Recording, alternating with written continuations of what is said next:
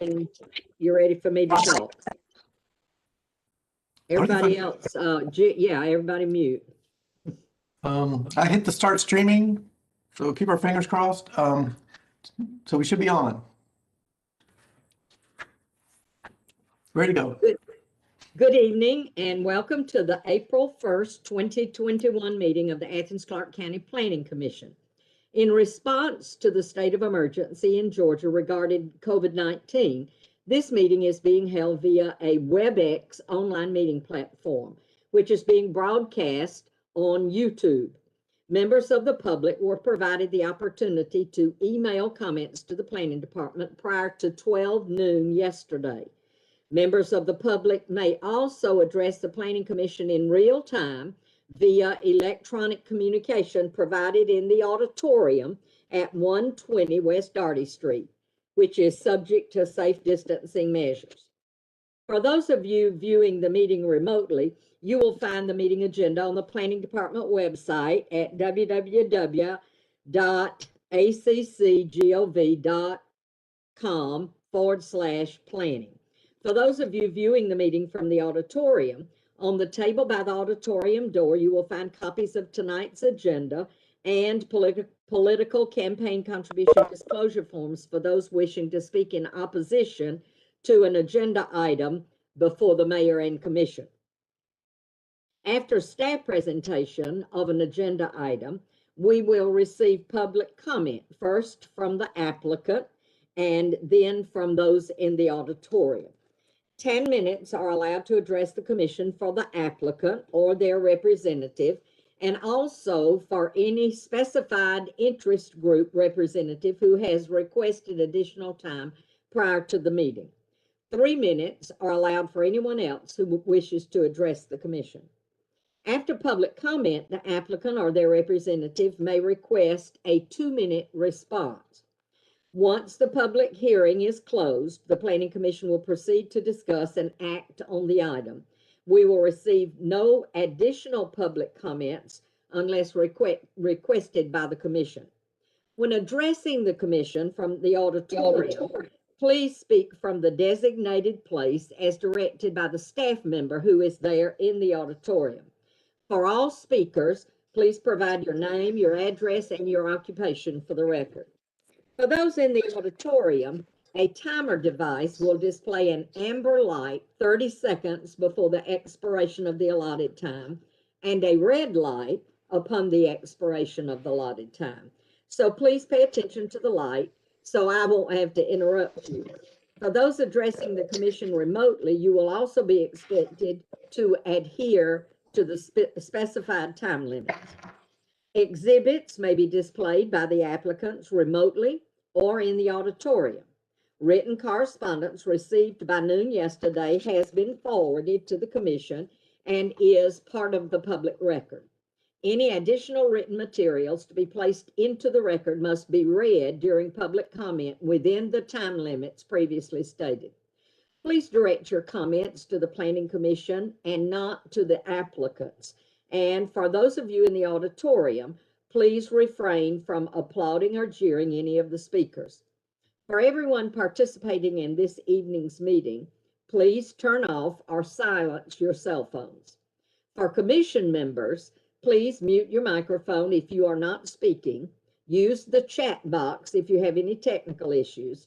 Raise your hand to the camera if you'd like to speak, and please wait to be recognized. And remember that this meeting is being recorded. With that, we are going to move into our agenda. And do I have a motion to introduce staff reports and other documents submitted to the Planning Commission into the official record? Jeff so moves. Does someone second that motion? Matt, I see, and Sarah. All right, any conversation or discussion about that? Then I think we can vote on that by show of hands. All those in favor, please raise your hand. Thank you, and that's unanimous. And then we're going to move to the approval of our March 4th Planning Commission minutes. Are there any corrections or additions to the minutes that have not been previously noted? Then do we have a motion to approve the minutes? Jim Anderson so moves. Do I have a second? Joey Tucker, second. Any question before we vote? All right, then if you would approve the minutes of the March 4th meeting as submitted, would you raise your hand? Thank you, that's unanimous. Rick, do we have any May-Courts review or public comment about, well, we'll do public comment. Do we have any May-Courts review? I have no report to give. Okay, and is there anyone in the auditorium who would like to make public comment related to May-Courts? All right, so we will, with that, move into old business on the agenda, and our first application is pulling my stuff out here, is at case number PD 2021. Excuse me, Maxine, can I just ask Rick to please mute the auditorium and Jim? I think that's where the audio interference is coming in from. Yeah, I was off, I thought, but it's on again. Mm-hmm. Also, the auditorium, it's showing up as feedback coming from the public comment room. Oh, and Robert, can you handle that one? I got it. Yep. Okay, thank you. All right, so this application is case number PD-2021-01-7. It's located at 225 Freeman Drive, and the purpose of this request is to rezone one parcel currently zoned RS 25 PD, Single Family Residential Plan Development, to RM-1 PD, Mixed Density Residential Plan Development, to construct a congregate personal care campus on this 17.03 acre site. Rick, can you share with us about the application? Yes, ma'am.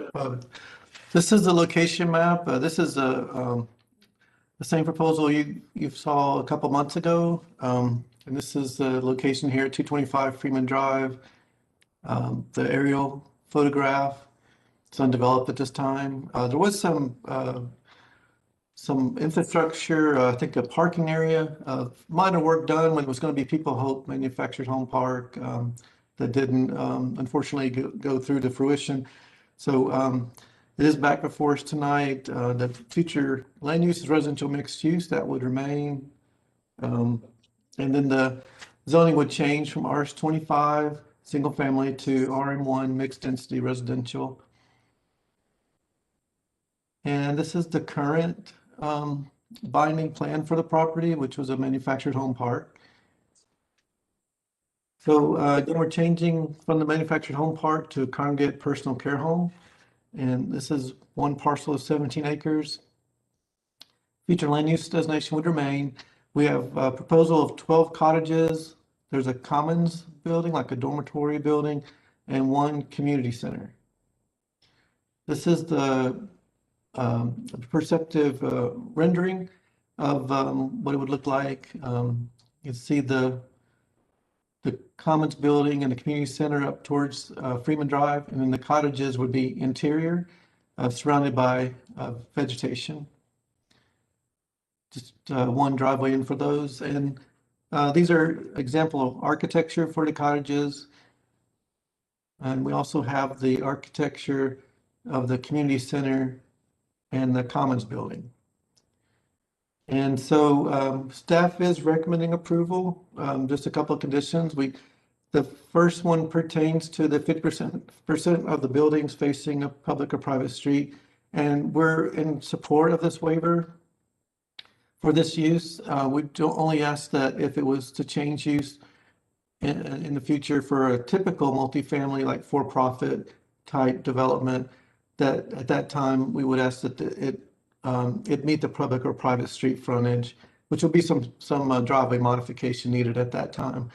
And then just some dedication of future right-of-way along Freeman Drive. We have a little bit of substandard right-of-way there. So, and that concludes the staff report.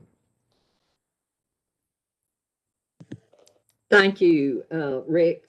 We appreciate that. And so now we will hear from the applicant who is representing this application.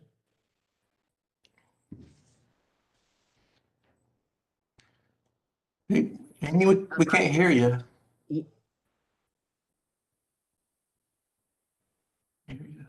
No. That's muted, and I see the mute, but when it's unmuted, we don't hear you.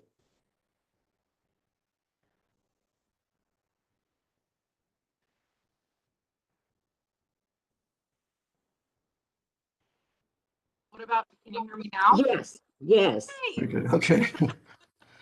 excellent.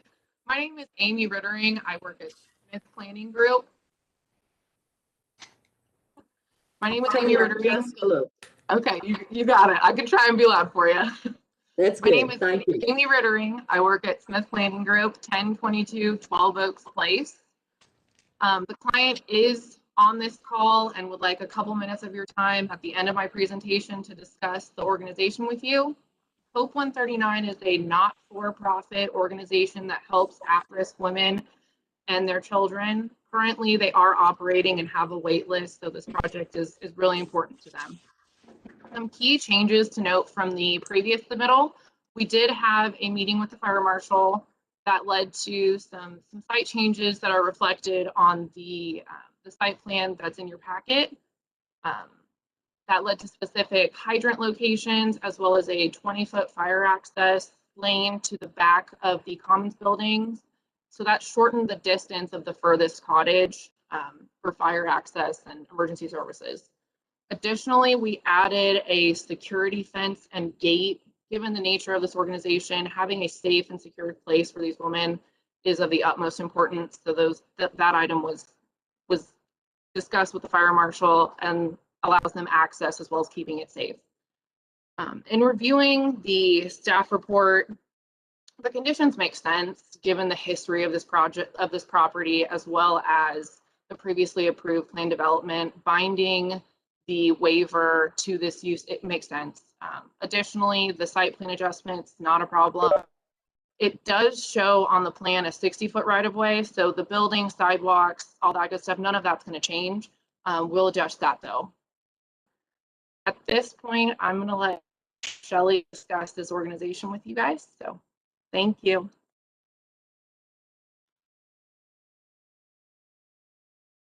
Okay, can y'all hear me now? Okay. I'm Shelley Tanner. I'm the director of Oak 139 House. And first, I wanted to tell y'all thank y'all for letting us bring this in front of you guys. It's been a work in progress for me for a couple of years, and we currently are using rental space in Oconee County, and we're very excited about being able to house women and their children here on this property whenever we get this done. So I thank you guys for looking into it and for all of your feedback. And if there's any questions about what exactly we'll be doing there, the women and the children will be monitored there. We'll have staff on property, and we also want to use the community center for the as it's called, community, for the entire community to be able to come in, and that will also be monitored. It won't be just, you know, free for all, so that we can protect the women in the back. I know that was one of the questions last time, was kind of them being tucked in the back. So that was the purpose in that, is to protect them and their privacy, while we also can have other options available for the community and to serve the children that are there. And we'll be doing this kind of, the plan is in phases. The final phase would be if needed, the commons building, which would be for minors. So that's what we're looking at there. And I don't know if you have any questions for me, or if I explained it clear as mud, but I just wanted to be able to tell you guys thank you for looking at our project and being so supportive last time. All right, so does that conclude what you would like to share with us, Ms. Rittering? And yes. All right, Thank you very much. And so with that, then we will move to the public comment portion about this application. Is there anyone in the auditorium who would like to speak in support of this application? There is not. Is there anyone in the auditorium who would like to speak in opposition to this application? There is not. All right, we will move on. And normally after public comment, you would have a 2-minute response, but since there was no public comment, I assume it's all right with you all for us to move right on and discuss this as a commission. So we'll move behind the rail. And do we have comments or questions?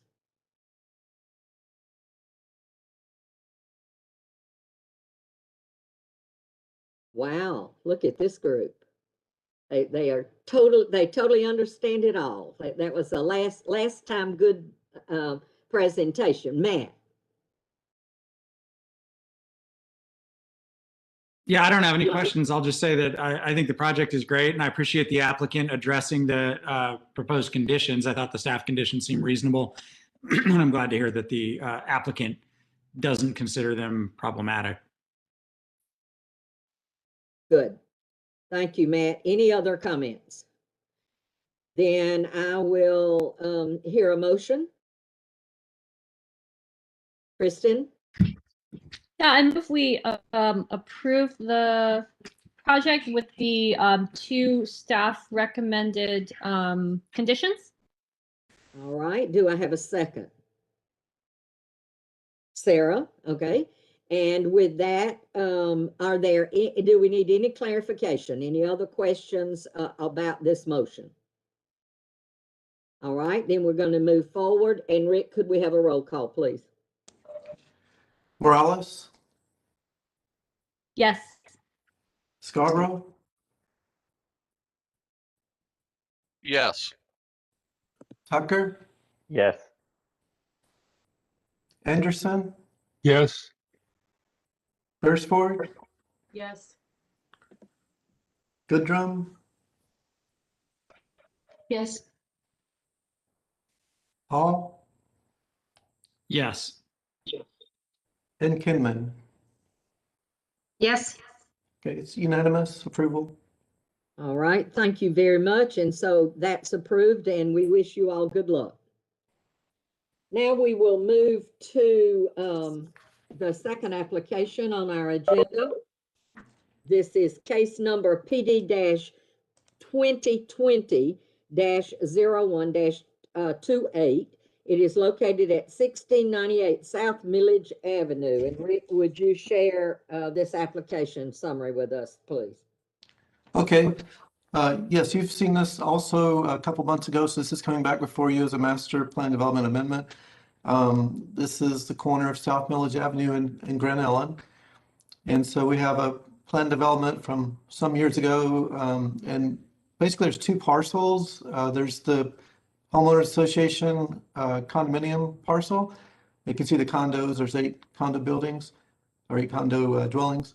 And then there's a triangle lot that's a separate lot of record. It's actually, again, part of the open space for the plan development as well.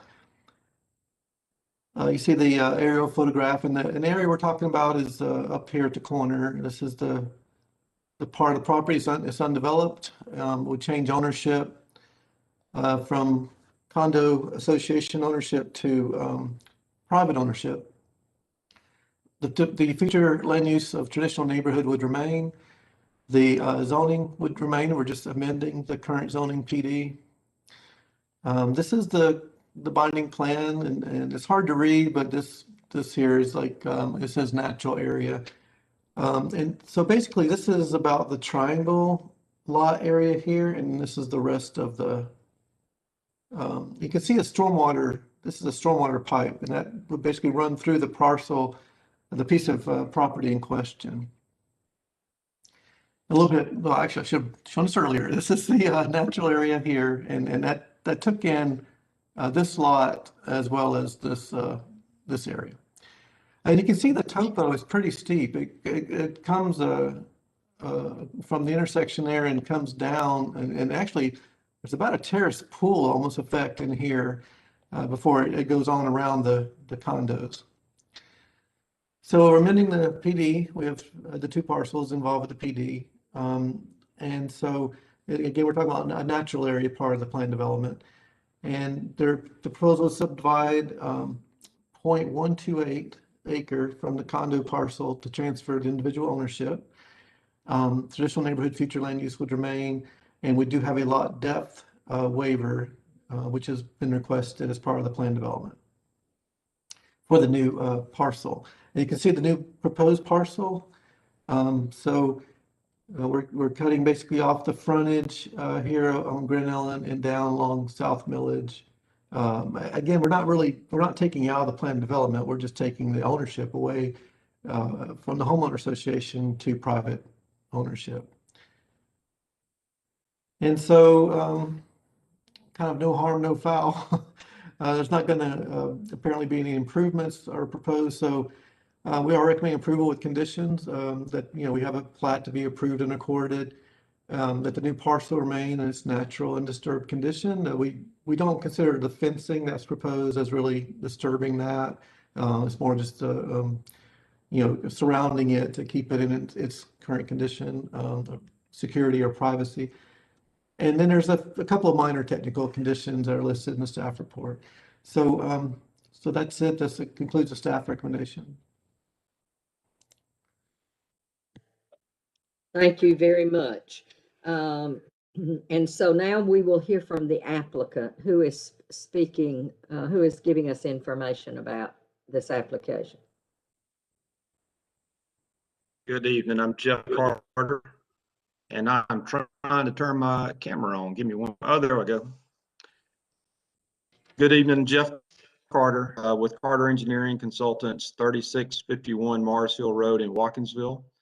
And I am representing Chad and Stephanie Powell this evening. And I hope that you remember this case. I think it's the request was pretty straightforward, but I'll just briefly go over it again. The Powell's last town home is closest to this request. And really simply they just want to be able to purchase this end of the townhome association property and allow their dogs to be fenced in, there at the corner. And so that's really what this is about. It's the last conversation we had last month. I think there was one of the committee members requested that we add a fence, and we did the resubmittal here. So I think you can hopefully see that on the site plan that we provided. So so that's the request, and I'll be glad to try to answer any questions that you may have. Thank you very much, Mr. Carter.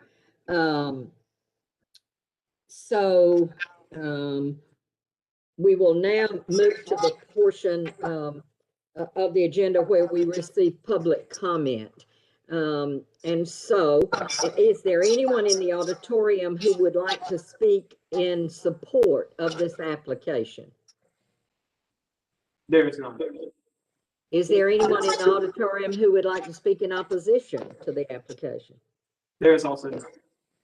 All right, then normally, Mr. Carter, you'd have a 2-minute response to the public comment, but since there is none, we'll move right on behind the rail for commission members' discussion. Kristen. Yeah, I guess maybe just a point of clarification for the applicant. I appreciate the fence line and everything. Thank you for that. I guess I was just curious with the staff recommendation that the new parcel to remain like sort of in its natural state. I know with the idea that the applicants wanted to turn it into a dog run, is that going to be an issue with, if that condition is passed along with this? Is the natural state going to be an issue with the owners? No, it's not. And Rick, you can correct me if I'm wrong, but the staff report refers to this area as to be used only for passive recreation. So there's not going to be any, cutting of trees or anything like that, but it will be what I consider just passive recreation, for the dogs. Okay, that's cool. I just wanted to double check that. Any other questions or comments? I would like to say that I appreciated the small fence depiction that you put on there. I do think it's a key area there on Milledge Avenue, and seeing, while this may not be the specific fence, seeing what you have in mind, I appreciate you having that there. Any other questions or comments? Okay, then I certainly am open to a motion.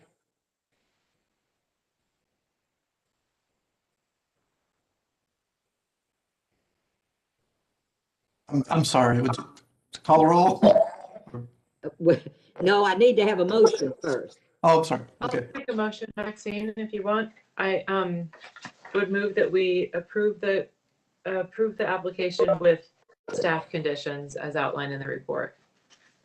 Thanks. Seconded by Jeff Scarborough. Okay, that's great. Any questions or clarifications needed before we vote on this motion? All right. Yes, roll call, please, Rick. Okay. Jumped the gun on that one. Okay. Beresford, Yes. Goodrum. Let's see. Yes. Okay. Hall, Yes. Kinman, Yes. Morales, Yes. Scarborough, Yes. Tucker, Yes. and Anderson. Yes. Yes, unanimous approval. All right. So our recommendation will move forward to the mayor and commission, and we appreciate you all getting your materials to us so that we could move promptly on this. And so with that, we will move to the next item, the first item of new business, but the next item on our agenda. And it is case number zone 2021-02-532. It's located at 4430 and 4432 Lexington Road, and it is a request for a zoning map amendment from CN Commercial Neighborhood to CG Commercial General on these two parcels totaling 4.156 acres at the address previously given. And according to the application, the purpose is to allow for a self-service storage facility to be developed on the property. So, Rick? Okay, here's the property location map. It's the last two parcels on the right before you get to the southeast Clarke Park, which joins the subject property on the east and the south. And just to give you kind of another geographic perspective of this mobile home park across the street has recently been removed. And you might, if you go out there, you'll see a new multifamily development going in there. Okay, so we have this aerial, it says undeveloped property. This is the Tractor Supply business next door. Oop. Okay, so we have a general business, future land use, which is compatible with CN and CG. We have the zoning going from CN to CG. There was a concept plan, and again, this is not binding, but to show a conceptual plan of mini storage warehouse facility. Other uses, well, I'll get to those in a second, but this is the concept plan. So we do have a rezoning with two parcels of about 4 acres. There is a driveway easement, and show that back here. So currently on the property, there's a driveway easement to allow whoever develops this property to go through the Tractor Supply property to get out to Lexington Road. And there is a comment in from our Public Works Department that they'd like to get this moved back as far as possible in the easement area, but just move it back a little bit further. There are some tree issues that may come into play there with Tractor Supply. There's some, if they haven't moved it back, there are some required trees actually in this area. So we'll have to see how that plays out. Again, the general business future land use designation would remain. We are recommending denial. It would be the only CG right there on that side of the road. And we are lacking sanitary sewer service for any kind of extra intensity on the site. So for a lot of CG uses, just would not be supported by the lack of sewer. Also, we just, we don't feel like rezoning is necessary, and there's not any change conditions that would drive the change. So and also being next to the park and as a county gateway, a gateway into the county from Oglethorpe, that there's certain uses in CG that may not be appropriate, or at least not aesthetically appropriate in juxtaposition with the scenic park. So that concludes the staff report. Thank you very much, Rick. And so now we will hear from our applicant. Mr. Pittman, are you present? Yes, I see you. Yes, ma'am. Can y'all hear me? We can. Good, good. I appreciate your time. I'm here representing Rhino Storage, which is a local company based out of Oconee County. They've got a facility in Bogart now. They're in construction, one in Watkinsville now. They own one over in Elberton and some smaller facilities in various parts of Georgia. They would like to build a new facility in the east side of Athens. As Rick mentioned, there's a new multifamily kind of retirement based community in construction across the road. Those people will have needs as they move into these smaller apartment type units. They're going to have needs for storage. This kind of lends itself as a good location for that in a number of ways. Some of the items that Rick mentioned that staff feels are reasons to deny this, actually, I feel are probably good reasons for this use. One big one is lack of sewer. So the property is zoned commercial today. It's zoned CN, which does allow quite a bit of even high intensity commercial uses, convenience stores, restaurants, and those types of things. But it doesn't allow self-storage. Self-storage is only allowed in CG, but self-storage is one of the few commercial type businesses that really doesn't need sewer. You typically got one person, maybe two people working in an office, and a septic system tends to work for that use where it doesn't work for other commercial uses like a restaurant and a convenience store. So it's actually a good site for that. And it's one of the reasons why probably this site has been sitting for a zone for, I think, probably 16 years. I think it's been zoned commercial. It's tough for other commercial developments to work when there's no sewer. Access is a little difficult for other types of developments as well. When this property was subdivided with the Cooper family, who still owns it, there was an access easement added through the Tractor Supply to this property.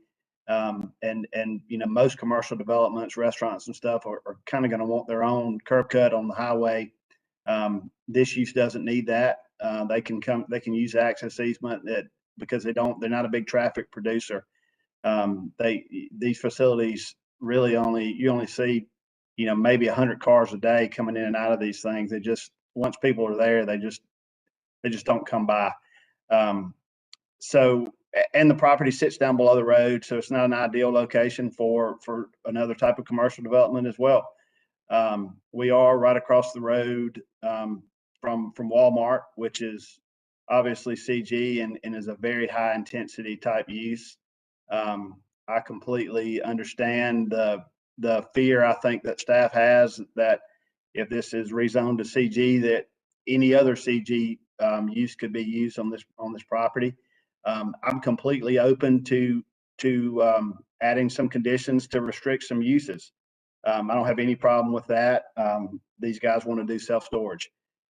So, if it satisfies everybody, we can come up with a list, or you guys can come up with a list of things that y'all definitely don't want to see there. We can add those as conditions. Otherwise, we meet the future land use map.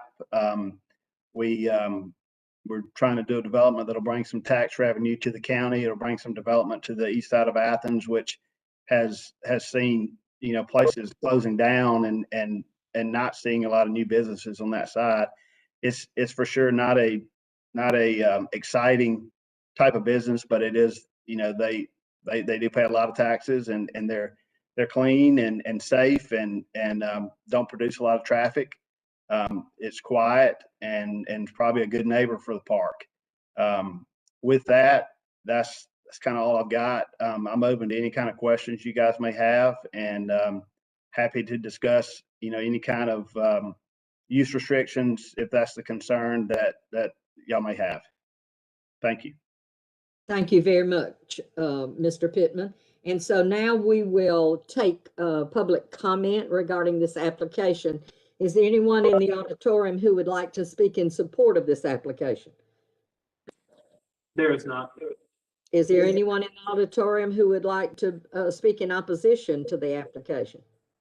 There's also none. All right. With that said, Mr. Pittman, you would normally have 2 minutes to respond to public comment, but since there has been none, we will move right on to discussion amongst commissioners. So we'll come behind the rail.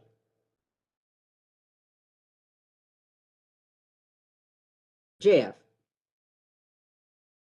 I have a question for staff and maybe for the applicant. I'll ask staff, hypothetically, if you had a piece of property and you knew exactly what you wanted to do with it, why would you not come as a planned development instead of is it more complicated? Does it cost more? You're muted, Rick. You're muted, Rick. Okay, so folks often mention planned development right off the bat. There is the other alternative, as we saw with Research Drive, of just a binding plan.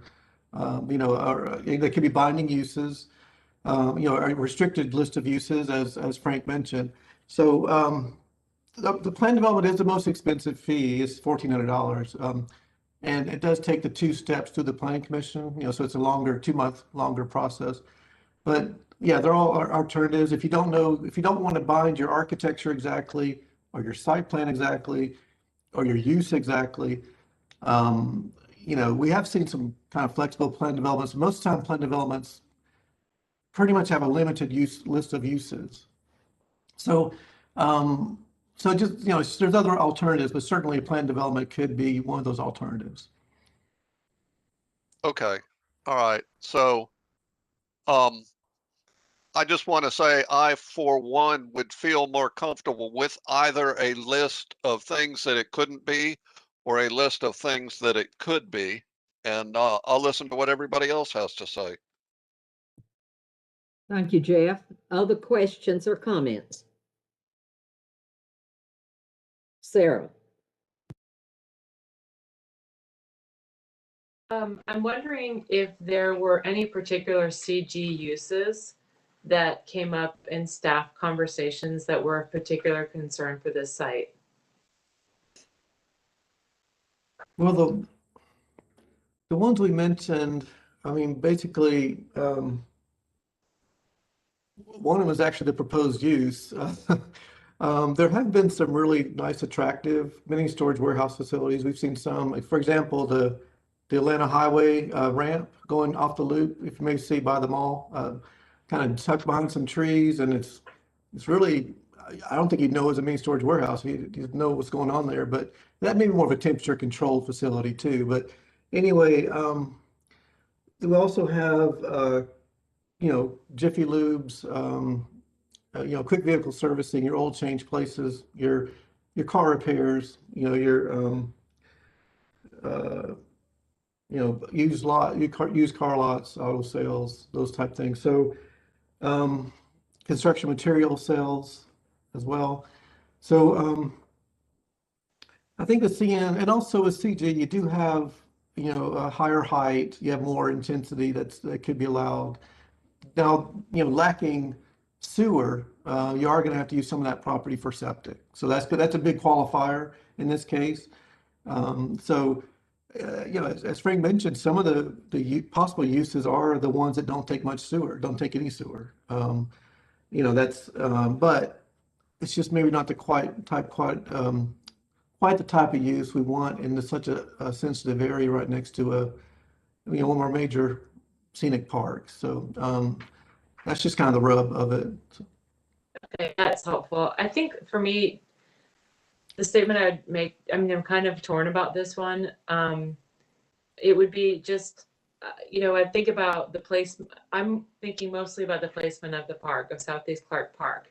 And I assume that when those who were involved in the future land use map gave this a CN zoning, the idea was specifically not to have something like a storage facility or something that might even allow some residential. So you're actually placing people next to parks. And so, no, this is definitely not a use that I would be ideal for this. I feel like this sort of shuts off that opportunity. So I'm not really sure. I'm not really sure what I'm going to just listen to see what everyone else says.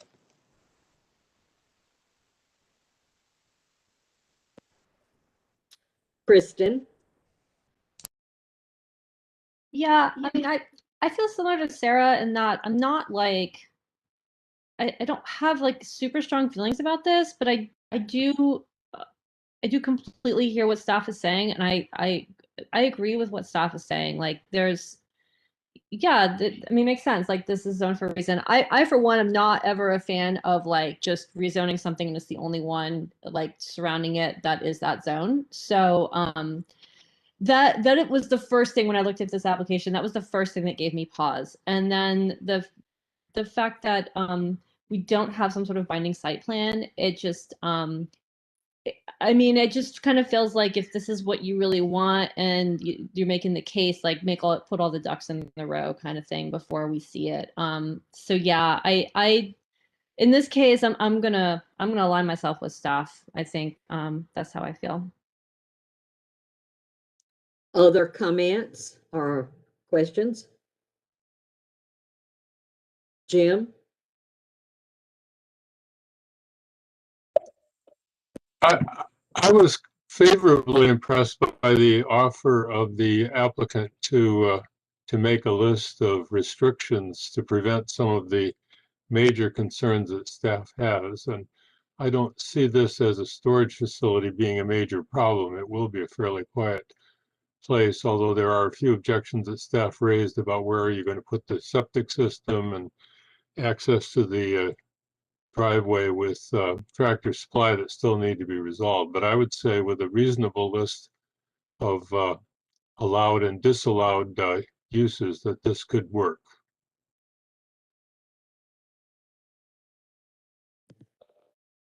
Other questions? Jeff? And I think to add to what Jim just said, I think the concerns of both staff and the park as to aesthetics ought to be addressed somehow before I would be able to, I'm not inherently against the mini storage, I guess, although, yeah, I might wish it was something else, but I would like to see it made as attractive as a mini storage can be. And if that means hiding it behind trees, that's cool. Thank you, Jeff. Any other questions or comments? Matt?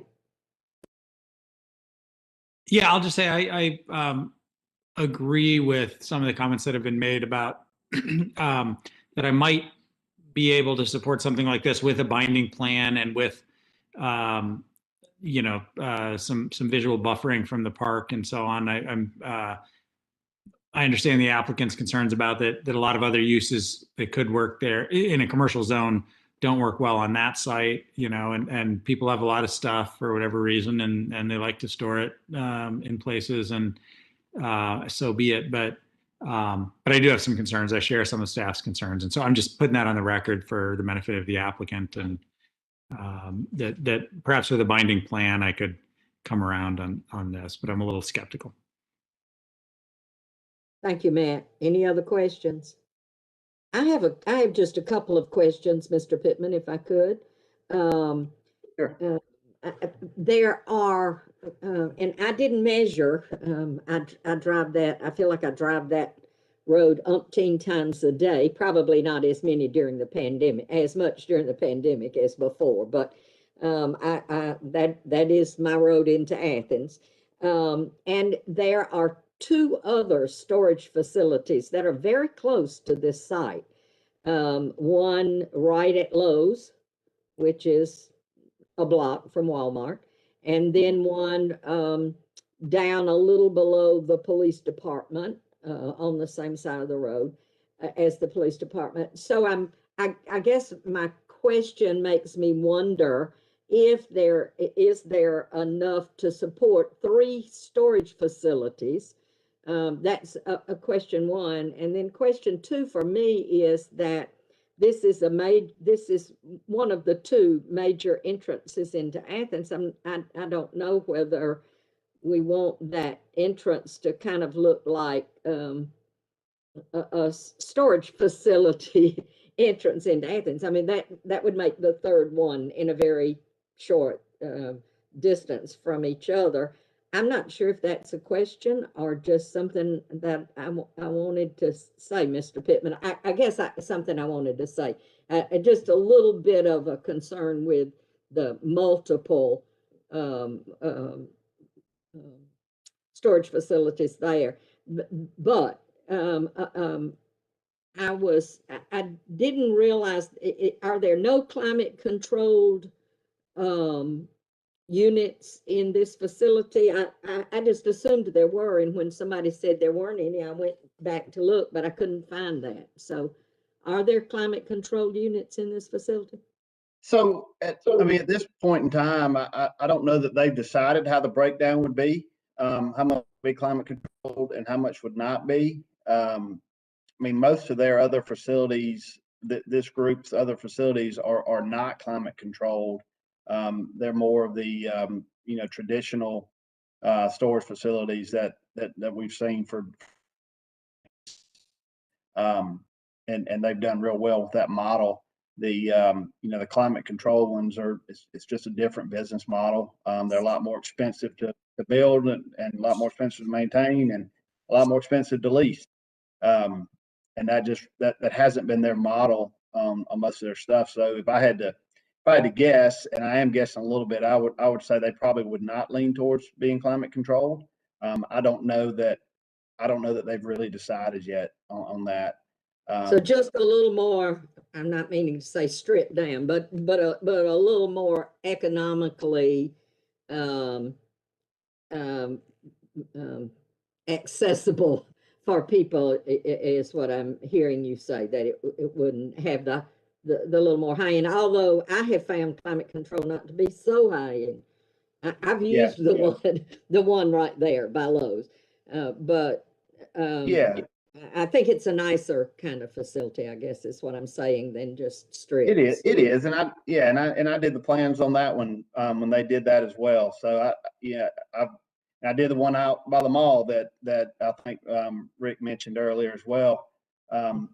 It's just a different model. I think the east side probably has a little bit on average a little bit lower income people in the vicinity.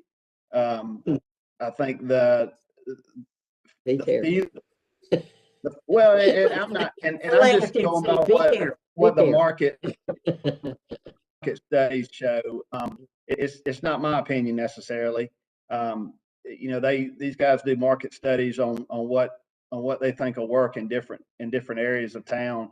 It's not like an Atlanta highway where there are a lot more people traveling the roadway than they are on this side of town. I'd like to comment on a few of the other concerns and comments if I could, if I've got just a second. There was a comment about buffering from the Mr. Pittman. Yes, ma'am.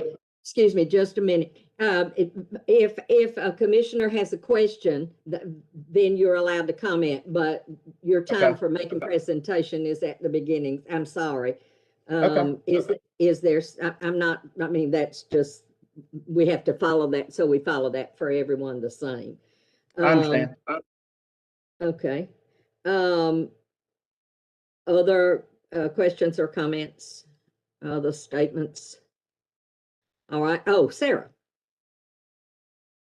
I'm sorry, I don't want to drag things out too much longer, but whenever we're talking about an application like this, I go back to the use tables and look at what is allowed by right. And I think the applicant makes a good point when he talks about sort of the sewer capacity and that a storage unit is actually, or a storage, I can't remember what you call it, storage facility is sort of works with the current sewer capacity, and sort of looking down at looking at the tables and seeing what is, permitted outright in CG, or I'm sorry, CN.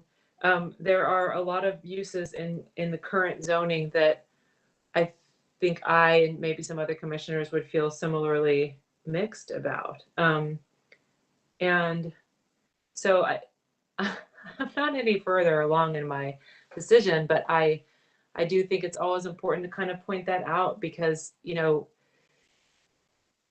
to me, this actually kind of points toward the need to get rolling on the new future land use map, because this might be a case where, it's ready for another look, and who knows, a new future land use map update could actually, to have, the statement I made earlier, I recognize it's a little bit ridiculous to say, let's put people next to parks, right there in between a park and a tractor supply, right? But at this point, that ship kind of sailed as far as like that being a realistic option for right there. So, but when I look at the use tables and see what's allowed in CN, there are things that I also wouldn't want to see there actually.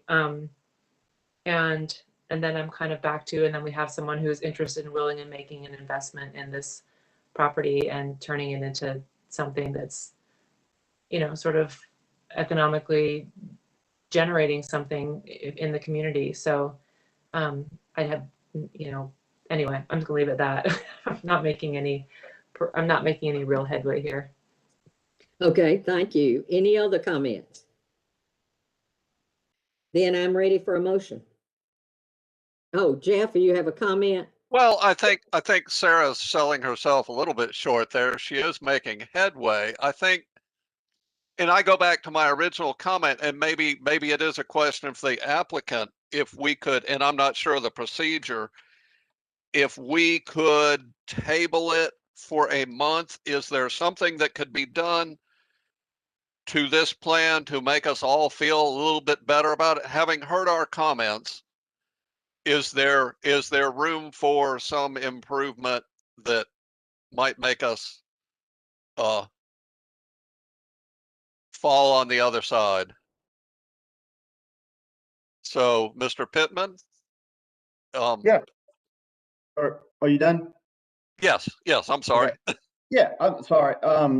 Yeah, so I think that what I wanted to, part of that question I think was, buffering along the park.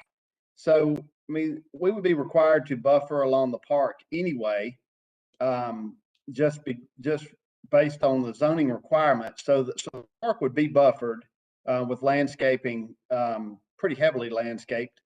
And I don't want to, staff may tell me I'm wrong about that. And if I am, I think that I would, if that's not the case, which I think it is, we're obviously fine with a condition that we have a buffer along the park.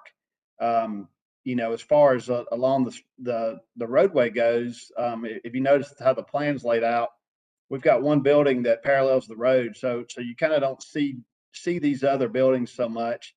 There are architectural requirements that building facing the street has some glass and that kind of stuff in it. So it's just, that building is not going to be so plain and boring, just based on code requirements. And then I'm completely open to, like I said earlier, I'm open to use restrictions. I'm open to a binding plan. I don't know if that's something that can be placed on this tonight, and Brad and Rick making comment on that. I don't know. I'm not trying to bait and switch. This is the project that these guys want to do. They don't want to get this rezoned and then go build a Jiffy Lube. So I'm open to any kind of suggestion that's going to make you guys feel comfortable. Any condition that would make you feel comfortable. Brad or Rick, Brad, welcome. Brad has been at another county meeting tonight and has now just joined us. Would either one of you respond to Mr. Pittman in relation to our ability to overlay a PD on this tonight, or better, our inability? I can jump in here, and thank you. I joined just when Frank started talking with his original presentation, so I've heard most of this. The concern I would have with putting a binding site plan on it tonight would be that I'm not sure that, because of the nature of the rezoning, it really wasn't evaluated for technical standards to make sure that everything meets code. I know there were some concerns, for example, coming from Public Works about the distance from where the curb cut going in is from Lexington Road, that they may want that moved further down. So, I think, the options to me would be, you could, well, I think it's probably three. I always hesitate to recommend that the Planning Commission starts to impose use conditions without that coming first from an applicant, because I think it's almost kind of an argument against your own recommendation if you're saying we think CG is important or it's appropriate here, but not all of it. So generally that would come from the applicant. So that would be something you could table for a month, have Mr. Pittman on behalf of his clients bring back, a list of uses that they would be willing to not allow to be used on the property, and maybe some development conditions beyond just the binding site plan, maybe a little more detail on the buffer between this property and the park, for example. And if we're going to get into a binding site plan, we probably would need to hold it 2 months to allow him to to make some modifications to it, then get in under the next cycle, because we got to send it to other departments to look at. But I think you got choices. Kristen? Do you have a comment, Kristen? Yeah, sorry, I kind of froze for a minute. Yeah, I think here's the thing. Like, if we have someone asking for a rezone like this, like rezoning up to commercial general, I want to see some kind of binding site plan. It's like that. This is kind of what what I would expect. Like it's almost like what I feel like we're throwing the baby out with the bathwater here. Like I'm not willing to upzone to commercial general, and just on the hope that we are going to get something that well, we would get something that follows code. But I mean, I would like to see a plan that shows some intention in, if this is going to be part of our gateway to the county as we're coming in by the park. Like, well, then let's see what kind of cool building front the road there. I think it's a lot for us to just accept on its face that we'll get something decent like in this spot. Like we're just kind of hoping that something cool will happen, and I'm not seeing enough from the applicant to just justify that. So that, I mean, if the applicant is amenable to a table, I would be fine with tabling it and coming back and looking at like, this is what we want to do on the spot. Like, this is why we're asking for this zoning change. That's kind of where I'm at with it. I have a question, if it's a procedural question for staff. If it's tabled, do they have the ability to bring back a binding plan? Even if it's 2 months They from do. now? Okay.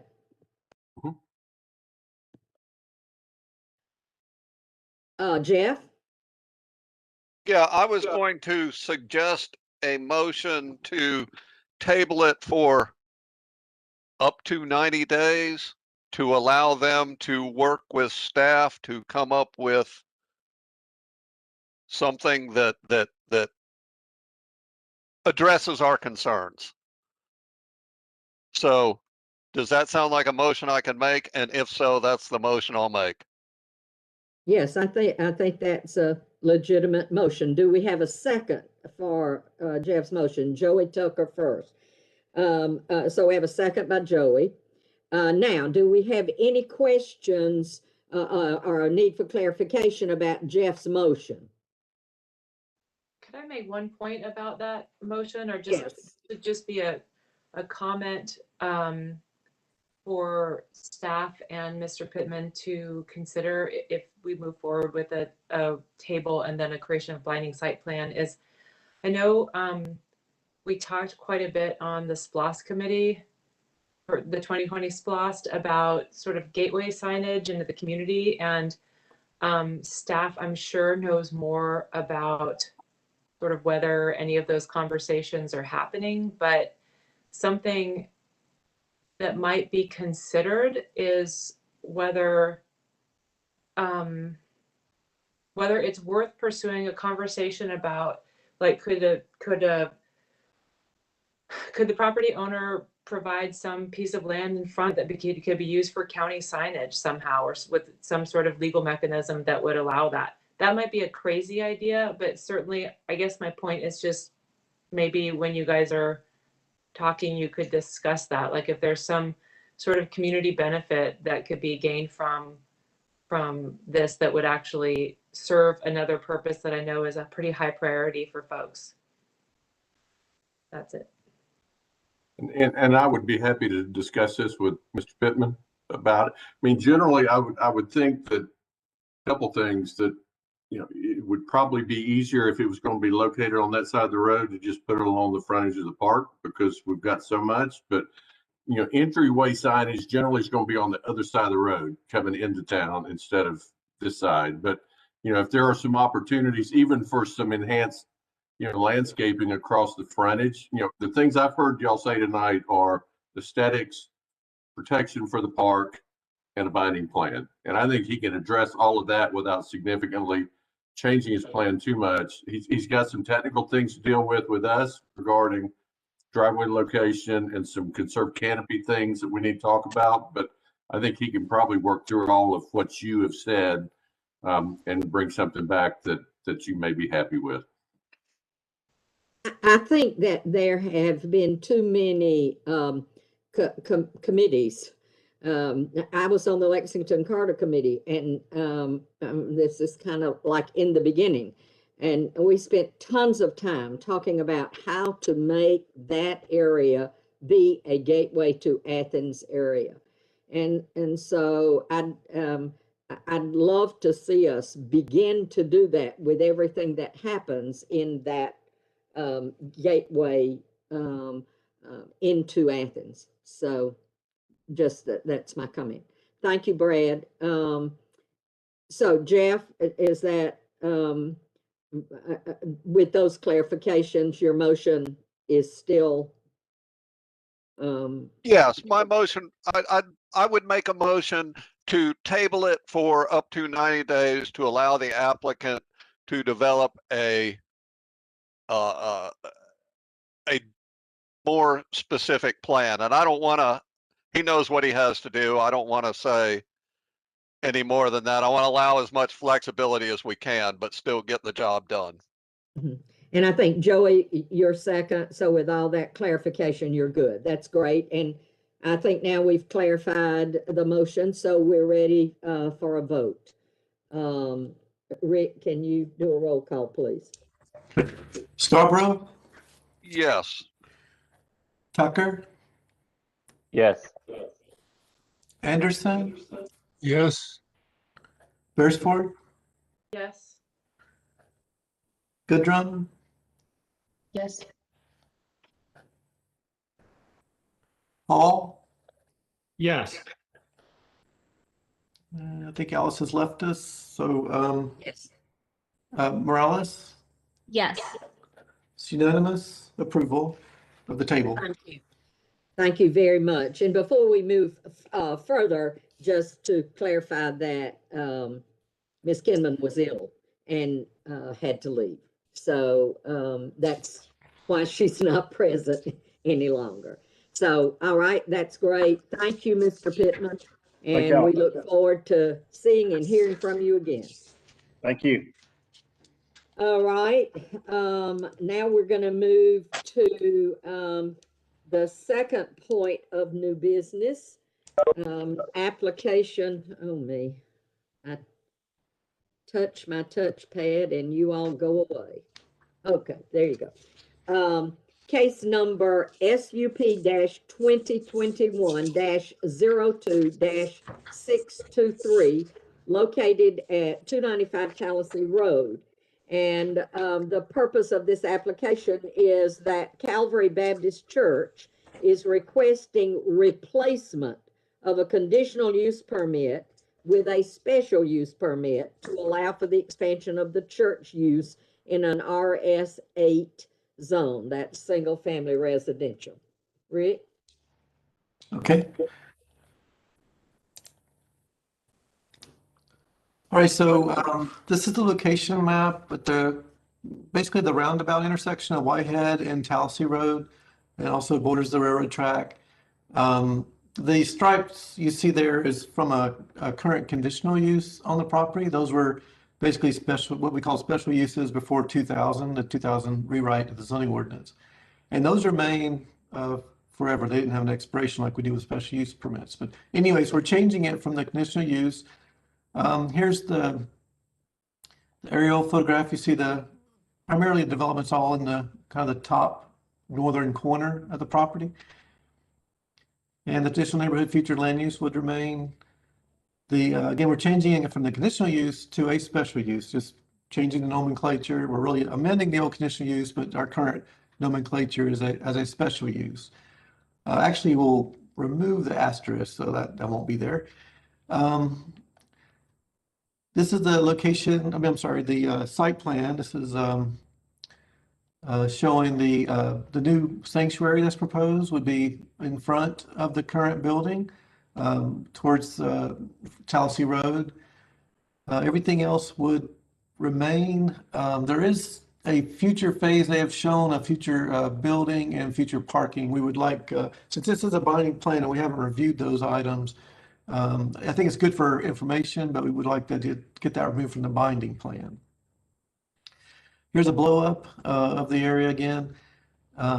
It's about a 500-seat sanctuary. Again, one entrance in. At this time, there's no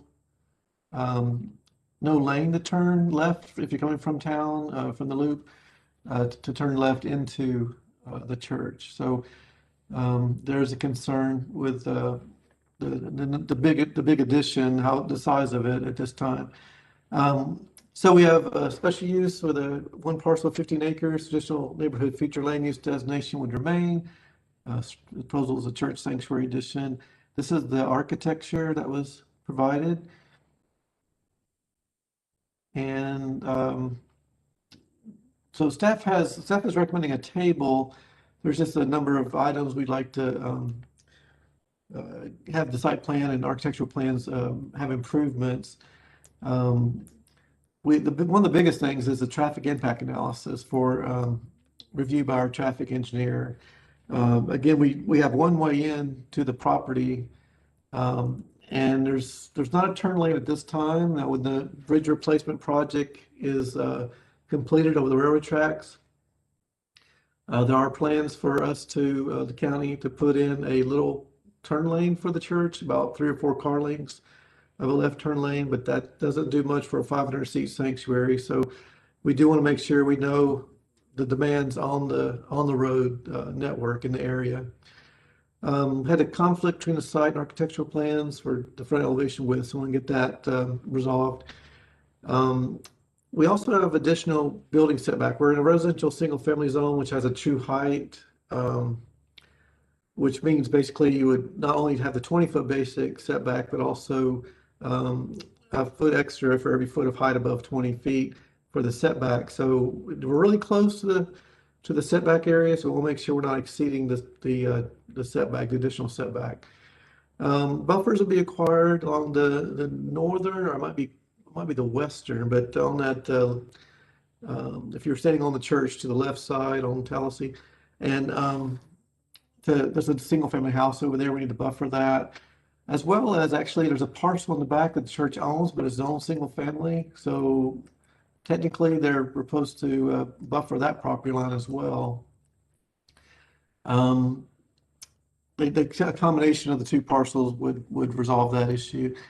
The front architectural elevation, because we do have an upper level, 10 feet above grade, we would need some fenestration, some windows up above the 10-foot height. The sidewalk across the street frontage to be completed, an ADA accessible walk from the street frontage sidewalk to a church building entrance, and entrance walks to all the public building entrances. We do want, on the architectural side, emphasize the building entrances and provide some rain protection, some covering over the doorways, and just remove the HVAC units from the front of the church building, the sanctuary. And then there's some extra landscaping required for the parking area. So that concludes the staff report.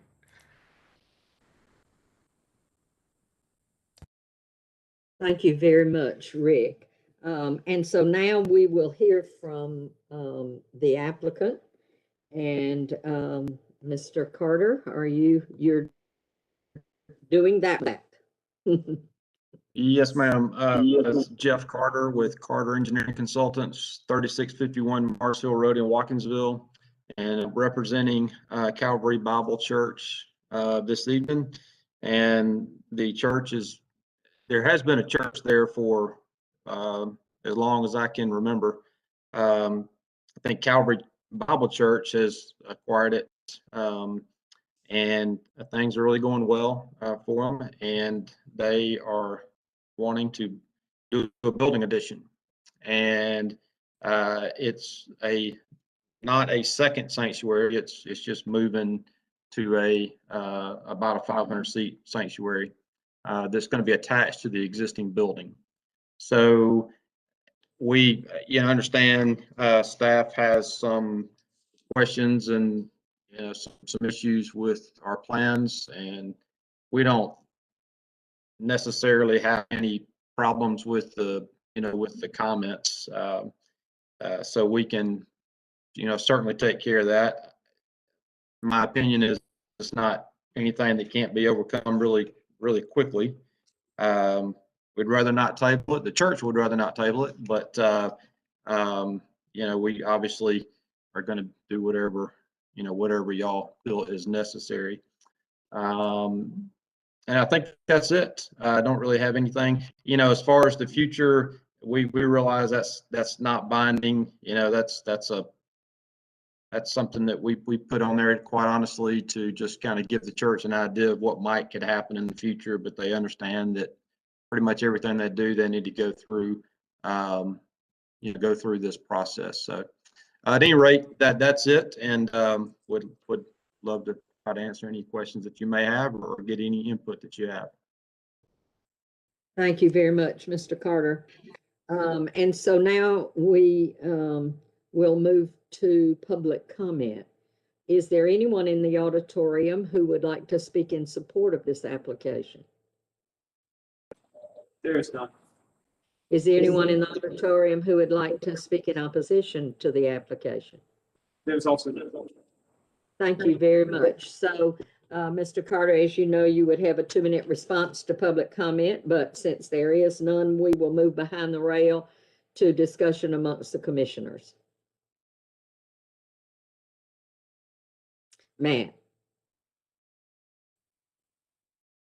I just wanted to ask the applicant to speak a little more specifically about the staff recommendations and concerns. And maybe Rick, if you're able to put that slide back up with the list of them, Mr. Carter, if you could just, tell us, oh, this one's going to be a sticking point or not. If the answer is none of them are a problem from the applicant's perspective, great. You don't have to go one by one. But if there were any of the staff, I know you've had a chance to review the report before the meeting.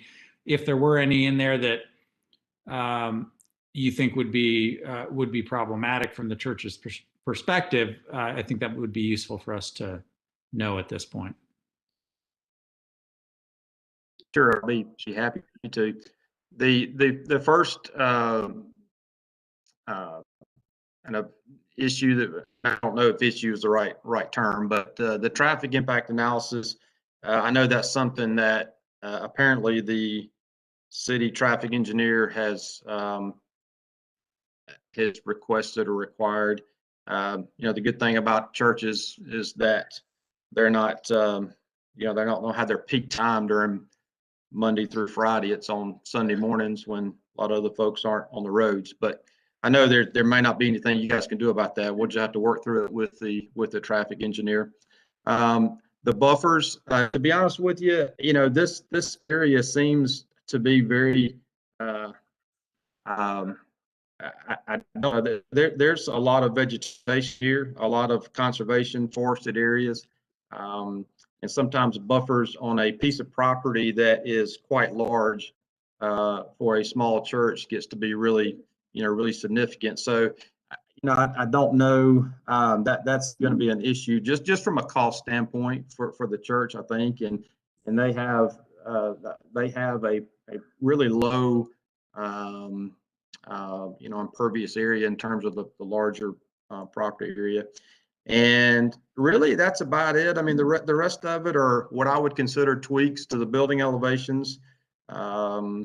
There's a discrepancy on the actual building dimensions, and that's kind of easy stuff, in terms of for the church, and that's really about it. Thank you.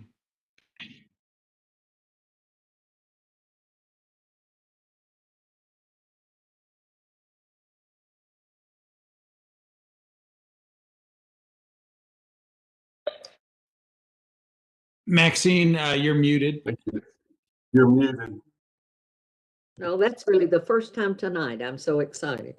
As I'm looking at the recommendation for a table, which includes these concerns, while they're somewhat the same, there's some that look a little different to me.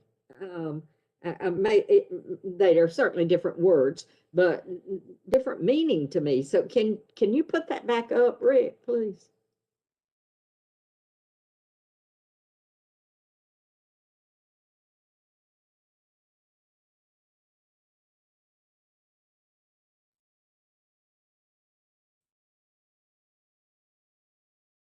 Okay, so it was just me. You all just got ahead of me. All right, thank you. No, they're the same. Please excuse me. There may be some, I do try to keep the PowerPoint slides a little, try to summarize them.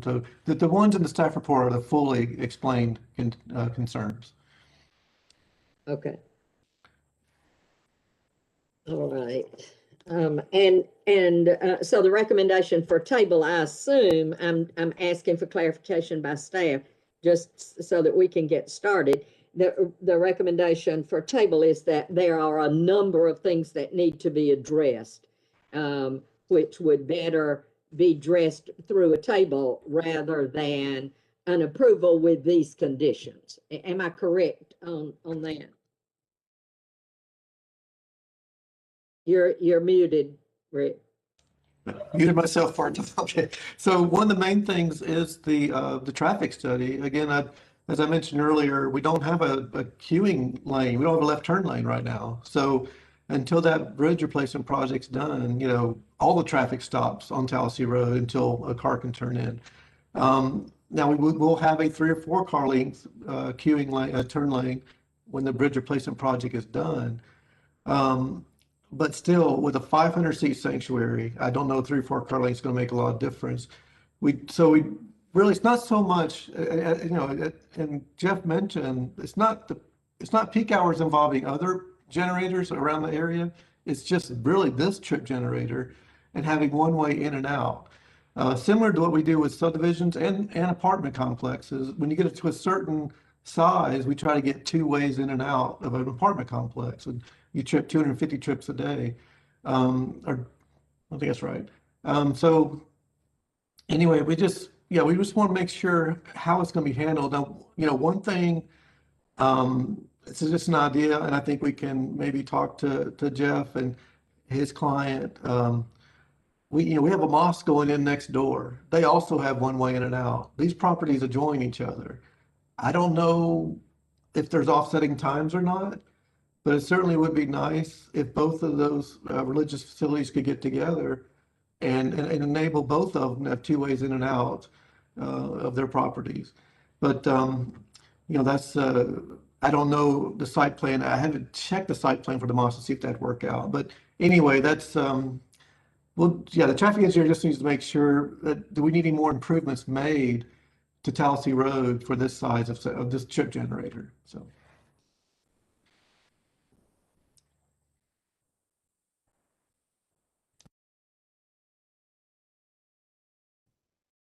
Kristen. Yeah, I think like I completely understand like all these are like they seem to be like little things that you can tweak here and there and fix, but like at the same time it just seems like a big list and it's just such a big investment for this church community. I feel like I would feel much more comfortable approving something that was the way it was supposed to be. You know, like if you're going to invest in these plans and this whole big thing, like I just would like to see the plans that are like 100% above board, like this is what we want to do.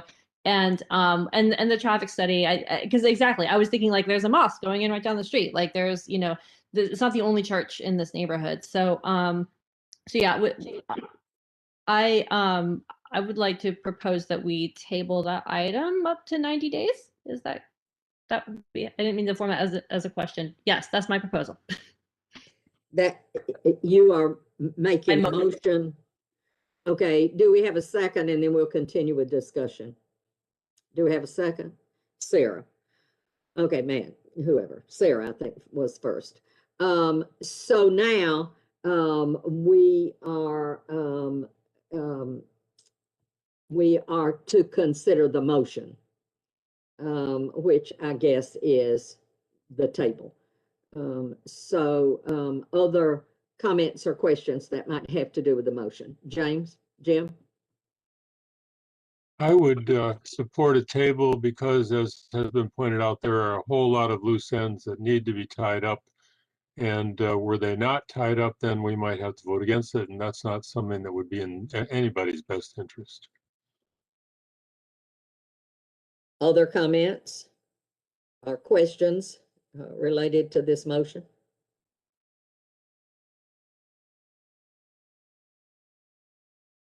Brad, you look like you really need to say something. Were you about to say something? I was, and then I decided it probably could wait, but I was just going to tell Jeff to, you know, if the motion passes and we table, I didn't even get the name of their church right in our staff report. We will do better next time, and I will get that right. So, and I just noticed that. So that is my fault, and we'll correct the name. All right. If there are no other comments or questions to clarify the motion, then we'll call for the vote. Yeah, I had made a note to change all of our documents to Calvary Baptist before it gets sent up.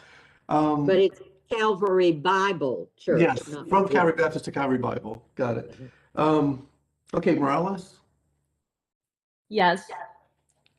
Scarborough? Yes. Tucker?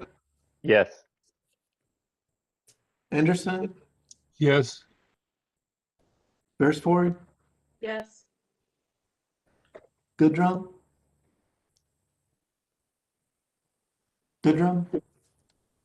Yes.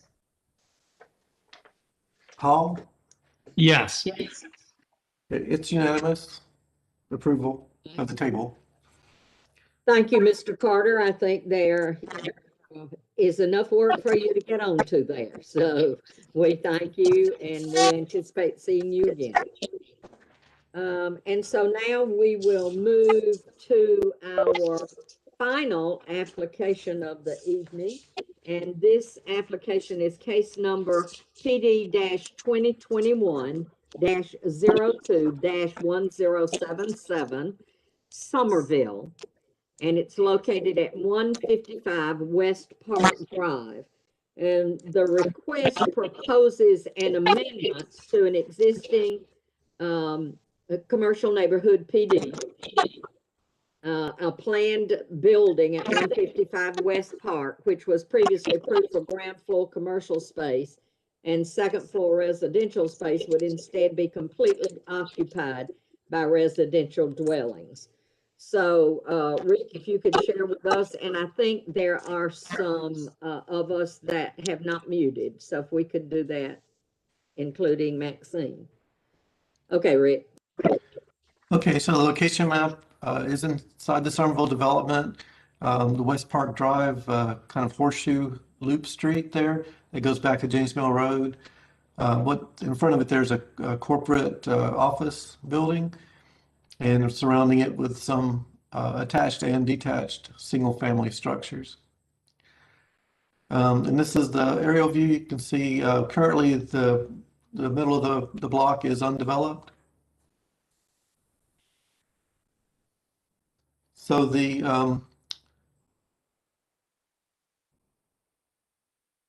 plan developments, we are changing the current binding report, site plan, and architecture. So it would be at least an amendment. It could be, in this case, a more specific amendment for this property as part of the plan development.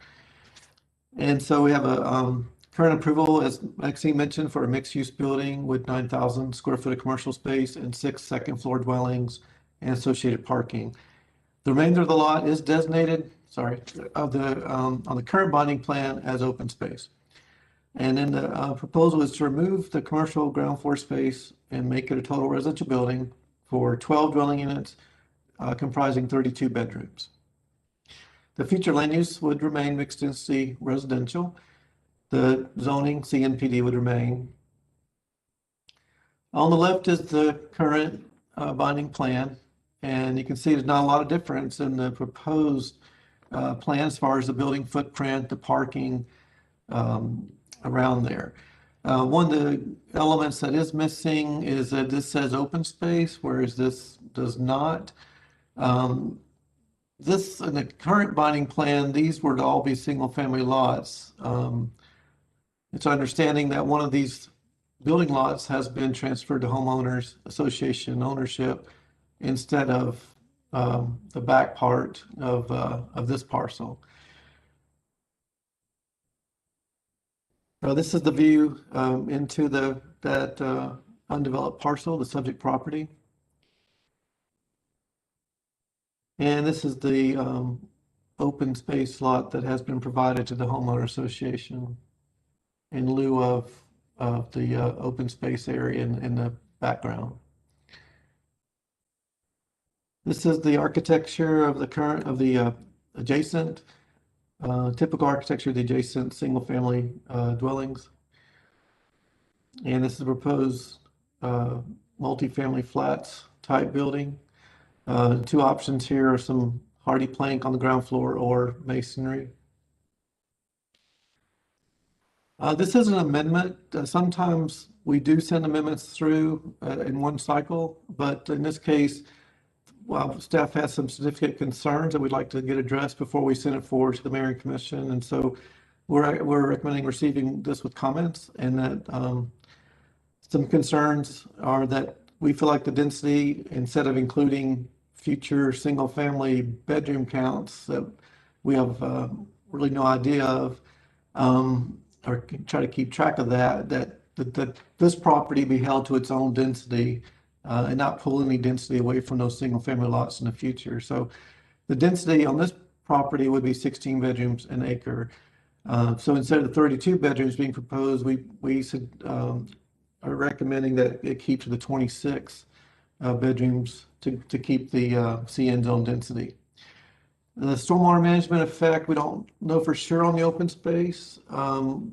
There's some recent regulation regarding a 2-inch, I believe it's 2-inch reduction on each property, and it's got to be on-site management. When this was first done, this development, I understand that stormwater management is more of a development-wide stormwater management. We didn't have the quality we do now. We don't have the runoff reduction we do now. So just want to make sure we know how that stormwater management is going to be handled. Understandably, there's probably an option of doing it underground, but we want to make sure that that open space area is not negatively impacted if possible, or at least if it is, that it be known before it's signed off on. We have a building and ACC water line conflict. Basically, the water line will need to be wrapped around the proposed building site. The architecture, we feel like, should be more in keeping with existing residential development. There was original architecture, which was based on a commercial ground floor and residential upstairs.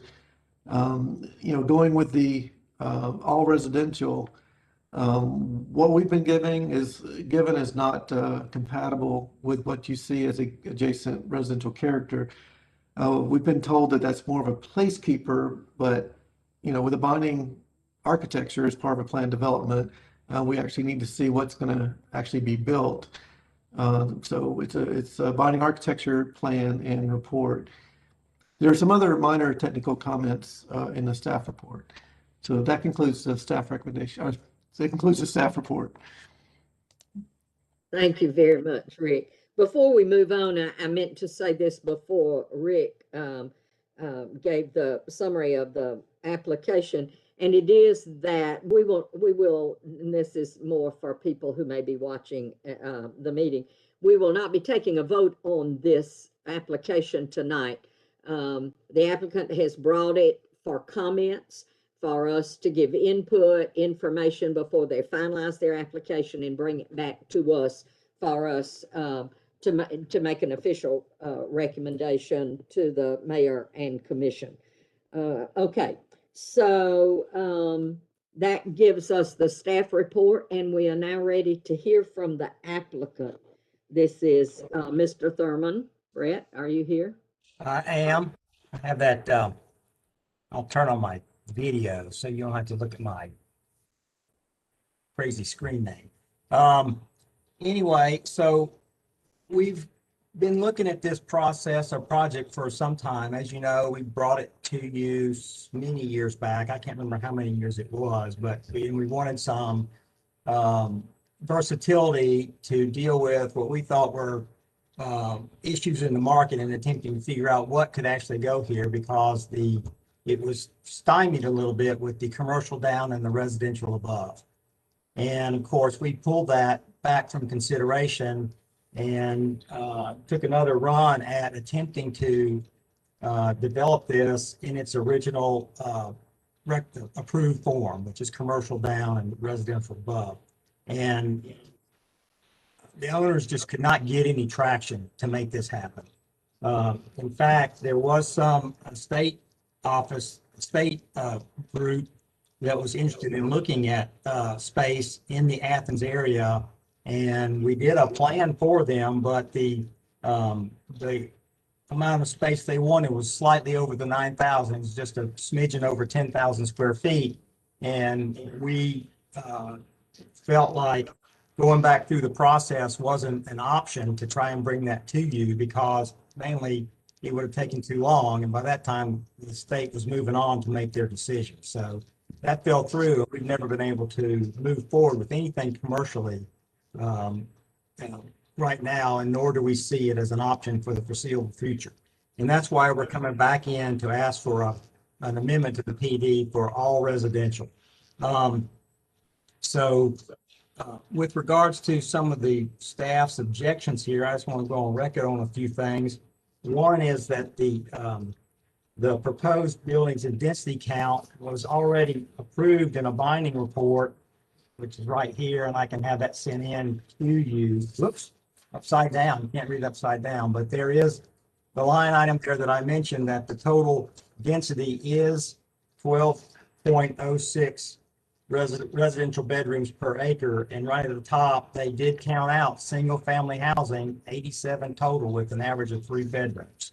So that's been in this binding plan for a long time. And that's what I use to make my argument that the increase to go into 32 bedrooms, which is 6 condominiums up, which is approved, with an additional 6 condominiums down, with a total bedroom count of 32, would only bring that total residential bedroom count up another, 12.6 or something like that.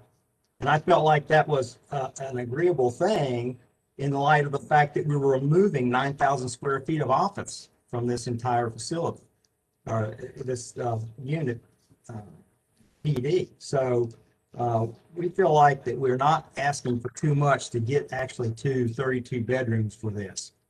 Early on, there was talk about this being a townhouse, and the owners did share that design with the owners in the HOA.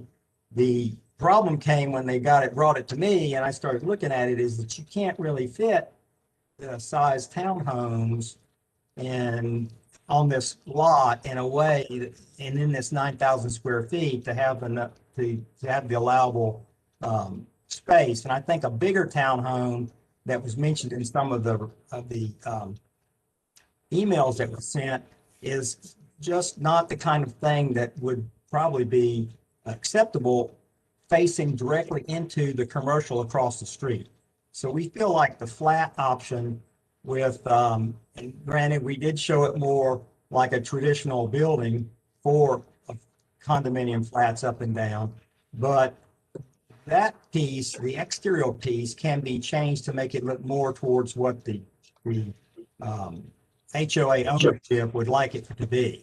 And so we're open to that. There can be some tweaks there, but as far as making a true townhome where you have floor down and up, that just doesn't fit within the geometry of the space here without pushing further back into the horseshoe, which we don't want to do. We've placed the building directly on the PD approved footprint. We placed the parking in the back directly on the approved PD footprint for the parking. So we're not going any further back into the open space than is what already been set by and in the PD as an approved plan. The issue with the open space, we'll be glad to label that open space. We've never intended it to not be open space. So we're not creating anything new here with additional intrusion beyond what the plan had already shown in that horseshoe with building and parking. There's some concern, and there was concern at the first time through, about the amount of traffic that might be around this building. There's parking in the front. There has to be parking in the back. I mean, it's in the PD. People have to get back there. I think the alleyway is 16 feet wide, and quite frankly, I think the homeowners use it as a two-way drive. And if need be, we'll certainly angle our parking and make it one way, and that way that can be the conflict will be minimized, and everybody will know which way the people are coming in to access this building and to leave the building. Some of the other things are all technical in nature and are easy to solve. The water line in a different location, some of the technical issues with our parking count. I mean, the parking is set already in the PD. We're not asking for more parking that's already there and set up in the binding plan. We're really asking to be able to, do residential down as well as up, and to create a buffer, a different architecture that moves between the office in the front, this building, and then the residences behind. And so at this point, I'm going to finish my talk here and say we're looking forward to hearing your comments on this. And we'll take them to heart as we work forward and try and get a plan that can meet approval. Thank you. Thank you very much. I realized I wasn't muted. I hope my paper movement was not driving you all crazy. Please excuse me. Thank you, Mr. Thurman. And so now we will move to public comment. Is there anyone in the auditorium who would like to speak in support of this application? There is. Okay, if that person would come forward. Yes, thank you. Come on. We need your name and address and occupation, please, sir. I'm Jeff Kuhn. I'm with the applicant Centurion West Park LLC. We're at 855 Gaines School Road.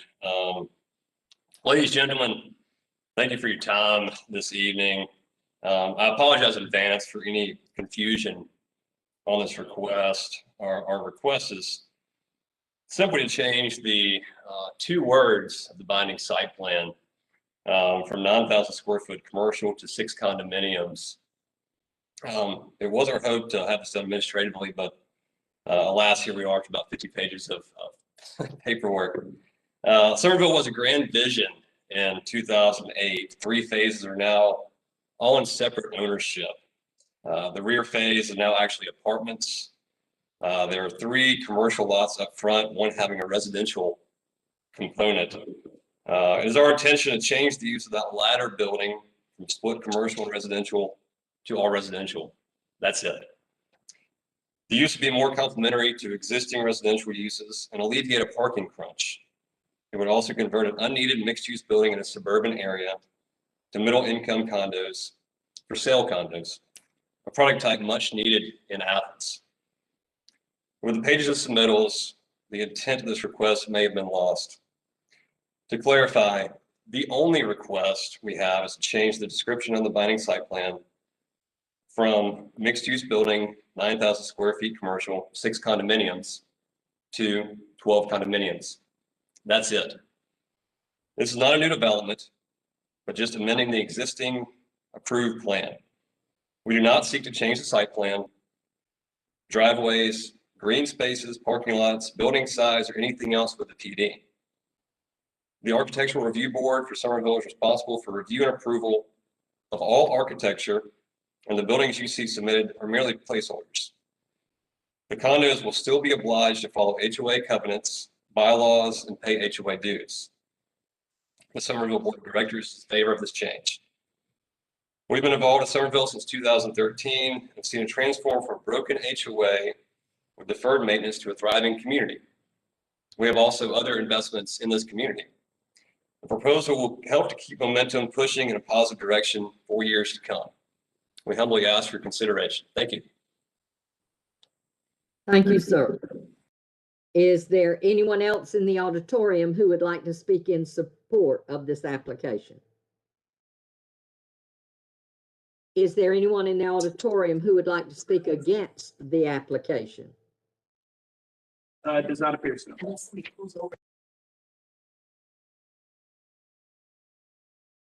No one is there who wants to speak against. I just see someone we haven't heard from, so. No, there is not anyone who wants to speak against. Okay, all right. Thank you very much.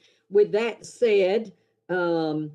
Thurman, as you know, you would have a 2-minute response, but to a public comment. But since that was in support of your application, I am assuming you're deferring that, and we'll move on to behind the rail.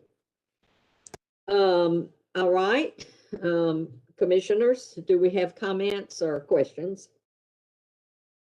Suggestions, whatever. Kristen. So, I'm just gonna say, like, I'm disappointed to see this proposal of like all these 3-3 units. Like, to me, that just, like, if I see, here's this proposal of 32 condos that all have matching bedrooms and bathrooms, and it just doesn't seem like family oriented housing to me. I mean, nothing against, like, people who come here for a few years and rent places. That's fine. But in a community like this, I just don't know why this is the proposal, when it seems like there could be a greater mix of things. And maybe this is just me being a parent. I don't want to clean every kid's bathroom, so not everybody in the house needs a bathroom. Like, I'm not sure why that matching bedrooms and bathrooms mixture has to exist. But that's, I guess that's what tripped me up with this. Like, it's such a pretty neighborhood, and I get the desire that the building would look, because I really think like this building needs to look more like a Charleston style townhome type of development, not what's on the proposal. But that was the one thing that just kind of tripped me up. And maybe this is a question for the applicant. Like, what is the deal with the 3-bedroom, 3-bathroom condos?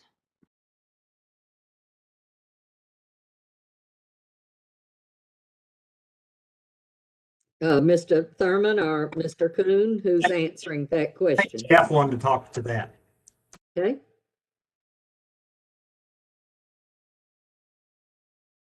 Well, you're muted. You're mute. No, we didn't hear you. We need, there we go. Sorry for the Thank you. confusion on that. We're not looking to do 3-bedroom, 3-bath. It's like it'd be 3-2, 3.5.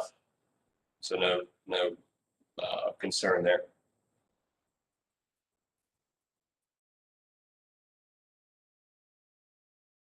But Mr. Kuhn, does the plan say 3 and 3? Or are we confused?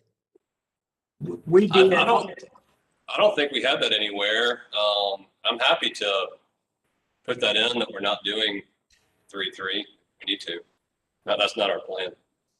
I mean, it's just on the diagrams I'm looking through, and everything seems to have like two. I mean, I get there's 2 bedrooms and 3 bedrooms, but I haven't. It looks like everything has its own bathroom. So that's just what made me pause. Yes, they were put in there because we were putting the bedrooms in there mainly, and frankly, David Matheny has a lot of developments where everybody's got a bathroom, and so we just do that. It's not that it's looking to be a non-family place. And in fact, the HOA has a restriction. If you buy a condominium there, you have to live in it. It's not allowed to be rented. That's in the contract.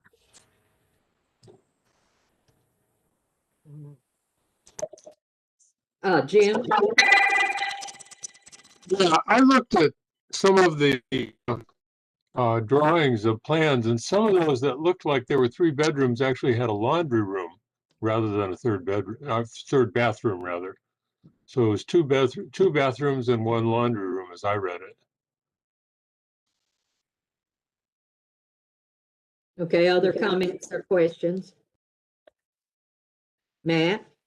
I have a stormwater question that I maybe for staff, and there may be a follow-up question for the applicant. But Rick, the modification that they're requesting here, since we have standards in place now that are more exacting on new developments, would they be required to comply with our current stormwater standards, even though they're not expanding the square footage or the footprint of the building, or not?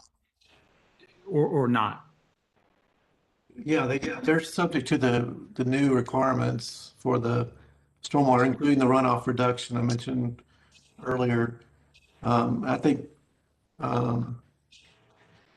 Thurman has some ideas on that, and that's what basically we're trying to get resolved, is how exactly would that be handled. The main thing is that if we're going to be affecting the open space or not. That's the main concern. And maybe Brett can answer what he's thinking about on doing there. The topography doesn't allow us to put something in the open space. There's not enough there's not enough topography change from where the building's going to sit to the back of the horseshoe to have any meaningful pond or bio retention area that's going to, that could be effective and could outfall. We'd have to probably get an easement from owners to put pipes across it. There was one area that now's been given over to the HOA, and so we're going to end up having to be underground in order to fulfill any requirements for runoff reduction and infiltration, which we would have to comply with. And I believe the only way we're going to be able to do that is to do something underground in a more technical nature in order to fulfill a requirement. Okay. Thanks. I have Sarah. I have a couple of questions. Can someone explain to me whether the lot the lot that's kind of immediately south of this proposed building that I think right now is unused or is not built out, A, was that part of the original PD, and B, what is the current or planned use for it? Yes, that property is undeveloped at this time, and Was it part of the PD? yes, the whole development is part of the planned development. We're only amending the block in the middle. And hold on one second. I'm pretty sure that was supposed to be an all commercial building. I can double check that. I'm just having a hard time figuring out on my, oh wait, yeah, for small office building is how that shows up on the original PD. Is that right? Yep. Actually, Okay. it's a mixed-use building, yes, of 9,000 square feet. So it was going to have the upstairs units and the downstairs commercial as well. You're talking about building 4 on Exhibit C in the applicant's materials on page 1, 2, 3, 4, 5, 6, 7, page 7 of the applicant's materials. Oh, okay. It looks like this. Yeah, so the No, square I shape. think building 4 was, it was a small office building. It was not a mixed use. It's another one that has not been built yet. Okay, so it's just okay. And the second question I had is, going back to this staff presentation, I'm unclear about the open space comments now. Like the photograph that was in the staff slideshow, I'm not sure what that was in reference to. I just wanted to get a little bit of a clarification there. Yeah, I think I can do that one. That was going to be a mixed-use building, the other building, Brad. It's on the current bonding plan. It's a 9,000 square foot building. It says mixed use. In terms of the open space, Sarah, going back to the original PDs, that if you've been out there to look at the site, and if you have not been, please go out and look at it. I think it's important you see this piece of property. It looks right now, the entire interior of that horseshoe it looks as if it was a predetermined set aside common open space for passive recreation. The PD, when it was approved originally, only set aside half of that circle, as Brett said earlier. What we're talking about now was always intended to have a building on it and parking, and the area to the left towards the curve was to be open space. So that, it does create a problem from a standpoint, and I think Brett's addressed that if you had to use that as stormwater, that's yet another amendment to the PD, because it always was determined as open space as part of the PD. What has happened is one of the lots that go around the street, I think it's pretty much all built out of there except one lot, and that one lot was evidently transferred perhaps to the homeowners association. It's kind of a skinny lot that had some weird angles to it, and it was set up as open space too.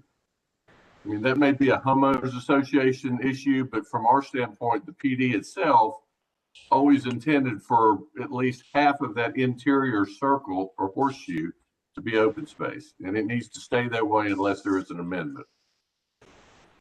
And so the photo that you showed in the slideshow was that lot. And when you all are using the term open space, you're talking about space that was sort of intended, kept open to serve stormwater purposes, or not necessarily? No, okay. I mean, generally the way it was set up was more for to function. At least half of that interior of the horseshoe was to function the way you see it functioning now is more passive recreation, not for a stormwater pond. Got it.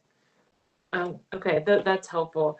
The only comment I would make about this development, I mean, I don't have any problem with the idea of this becoming a totally residential building. I understand that would be a pretty hard space to fill commercially out there. The only real feedback I have is that I have been to this neighborhood a few times and I like it. And the photographs and the renderings in the application sort of seem to turn their back on the architecture that makes the neighborhood cool. So I would just say that, you know, just from an aesthetic standpoint, I think that it would be a real shame to have that building that will be so visible in a way for people to not reflect a little bit more what's going on in the rest of the neighborhood. And maybe in the renderings, it does reflect that a little bit better, but certainly the photographs in the applicant's report to me just look like, I don't know, kind of any old apartment building. So that would be the only comment I would make, but from a just sort of general changing this PD to a residential building standpoint, I think it seems like a good idea.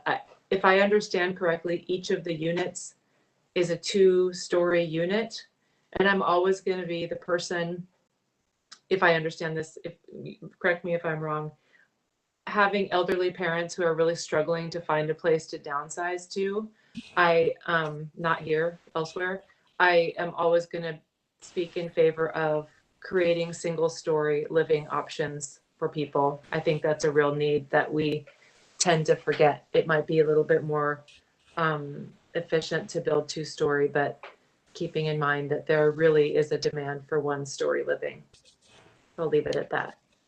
Can I clarify that? Because the proposal is 2 floors of flats, so there's no 2-story. There, in other words, all the bottom floor are fully accessible ground floor. Oh, that's great. I misunderstood that then. That's great to hear. I think my point about it was the issue that there was a desire or a first played out there that these were going to be townhomes, which are typically thought of as 2-story. Right. And the geometry of the original PD doesn't really allow us to create those townhomes in an arrangement that's not only sized correctly, but also can get to the needs of the owner. Okay, that's great. Thank you. I'm sorry I misunderstood that, but I'm glad to hear that. I do think it's important to point out, and I'm sorry, Maxine, I'm jumping in here, but I want to make sure this is clear for everybody real quick. It was pointed out earlier that the architectural elevations that you guys are seeing are simply placeholders and they've got to be approved by the HOA. From a standpoint of what you all deal with and what we deal with, if this is approved, the elevations that are included in the packet that you see, they have 100% right to build, and we have no ability to tell them no. I say that from a standpoint that it would be super helpful I think for you if the applicant would work with the homeowners association and come up with a suitable set of elevations architecturally before they come back to you. Because once you approve them, I can't change them anymore. They've got a right to build them, and it becomes a civil matter if the HOA wants to go after them, but we issue permits. So just to make sure everybody's clear on that. Thank you, Brad. That's a very good point. I have a question. we received, I'm not muted, Emma. We received several emails from residents, and almost all of those addressed a concern about traffic. And so I would like a little clarification. The concern saying that as people are coming and going into the apartment complex or into a multi-family building, it's a one-lane road. And so how do you go and come on the one-lane road? I think that's a valid question, and I saw it. So help me with that just a little bit. Are you asking me, Maxine? I'm asking whoever you are. I'll take Okay. that one. Okay. So again, I apologize for any confusion on the intent. This is not meant to be a multifamily apartment building. These are Talk about flats. And so with that being said, I think that's where some of the concern was. It's you know, are people going to be inviting a lot of folks over and a lot of people in and out, and that's not what we're trying to create here. And if you look at the plan, we would assume most people would park in the most convenient location, which would be in front of the units, and then there is some overflow behind the units. So we would anticipate not many cars even using that alleyway at all. Only if there's a tight parking situation. But our plan and intent for doing this was to alleviate parking concerns. In the current configuration, there is 18,000 square feet of office building existing, 18,000 square feet of office building approved, yet there's not much more parking approved. So our thought process and intent was to transfer some of the commercial space to residential space. So we could double up on parking. And so those residents could use office parking during the evening hours, and vice versa. The office users could use the residential parking in the daytime hours. And our plan is to do cross parking agreements between those lots to enable that to happen.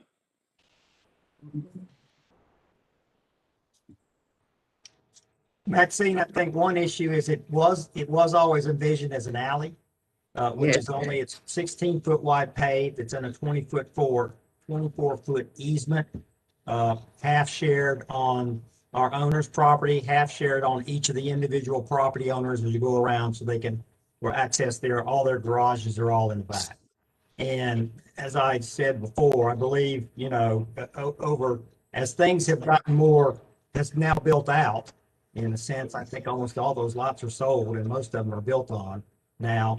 Of course, that's going to create some issues because, quite frankly, if I'm near an exit and it's on the side that should be running, there's no one way in and one way out on this alleyway. So people are probably passing each other a lot in this time frame when they're going out in the morning. Not so much under COVID, but I'm sure later on that's an issue. The lot in the back was set up to support the office, and also the if it went all residential, we would still need some of that parking in the back to do this. And my point was that, quite frankly, at this time, it might be time to think about actually striping that alleyway and putting some arrows in there, and having the HOA decide which way they want it to run, because frankly, it probably needs to have been set that way from the beginning. And we can certainly help that by not placing a lot that's head-in parking, but angle parking, so that everybody who's going to come at the condo building has to, and they're going back to park behind it, has to arrive and go in one side that's clearly labeled and signed that way with arrows that way, and then they're forced to go out the other side to create this one-way pattern that's needed. I think we didn't get a zillion emails, but we did get several, and that seems to be a real concern. So it might be worth talking with them about. Now, you did meet with residents, did you not? You did, didn't you? Didn't I understand that you did? Jeff sent stuff to the residents and met with them. I had I'm not, sorry. I did not personally meet with them, no, but Jeff did. I'm sorry. When I said you, I meant the applicants for this application met with residents. Is that correct?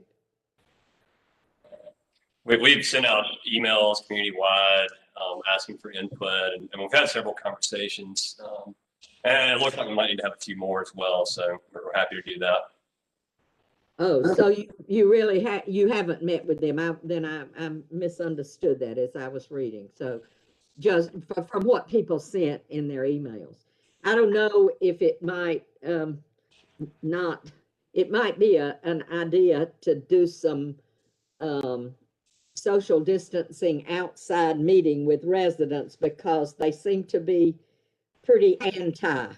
And so it might really help to hear what they are saying and discuss together the needs that you have and that they have before you come back and get a good. I think people are pretty willing at this point to meet outside to talk about things. So that I would make that as a suggestion. Kristen?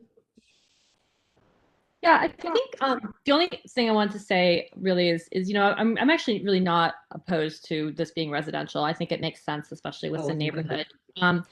The one thought I had though, I appreciate you all trying to work within this footprint that was already approved. I actually would be okay with amending the PD to amend the footprint to allow for a building that gave you that, an architectural look that went with the neighborhood. I mean, for what it's worth, I mean, I'm not going to speak for everybody else here, and I know this probably puts other issues with the green space and how that affects that. Like, I get that there are other consequences, but I actually would be okay if you all came back with something that adjusted that footprint in order to show some condos that reflected the architecture of the other buildings, and that was in order to account for that. Like, I'd be okay with that because it showed like it's just working with the whole neighborhood. So take that for what it's worth. Other comments or suggestions for the applicant?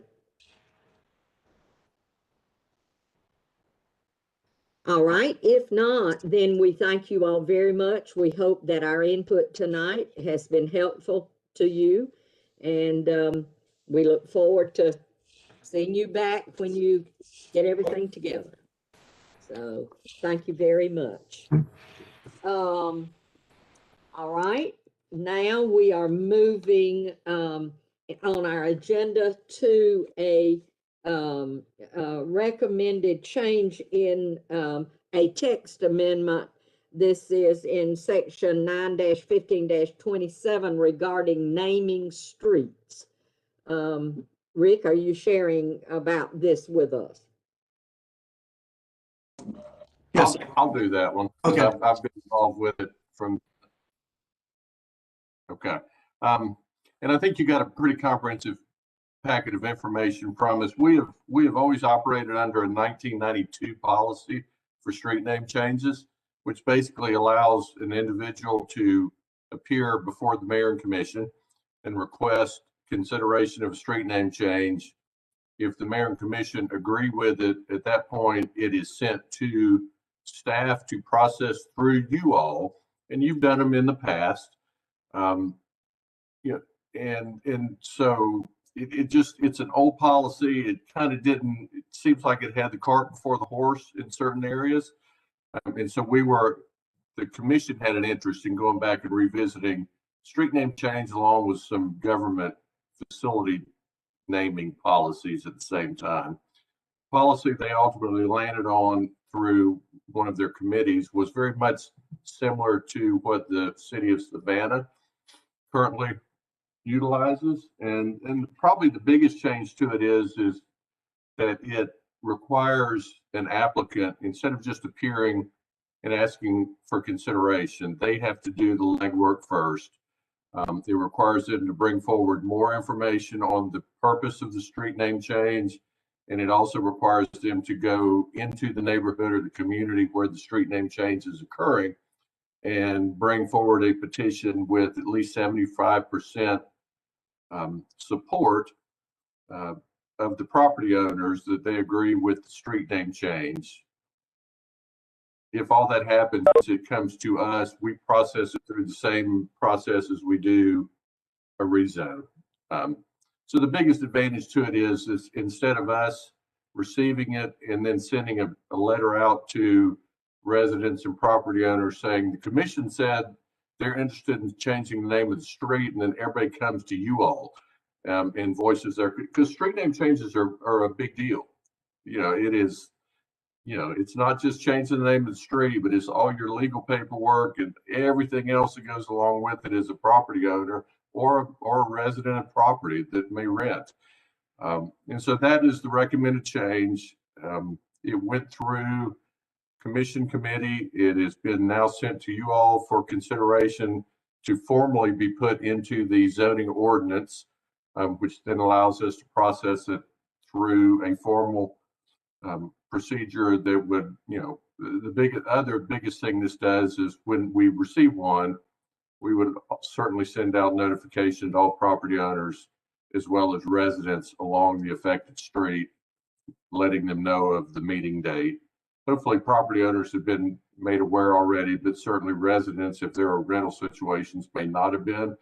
So it gets word out quicker and then would come to you. So this has been going on for about a year, probably in committee at the commission level, and finally it's come out of committee. They're asking for your consideration to support a recommendation to bring it back to them as a formal text amendment. Thank you, Brad. All right, discussion about the proposed text amendment. Jim? Yeah, I had a question about paragraph B, subparagraph 1. The initial part of that sentence seems to imply that it has to be signed by not less than 75% of all individuals who own property. But then it also says, or a recommendation from the mayor and commission. I assume that those are both equally weighted and that either route is feasible. Is that correct? Yes, sir.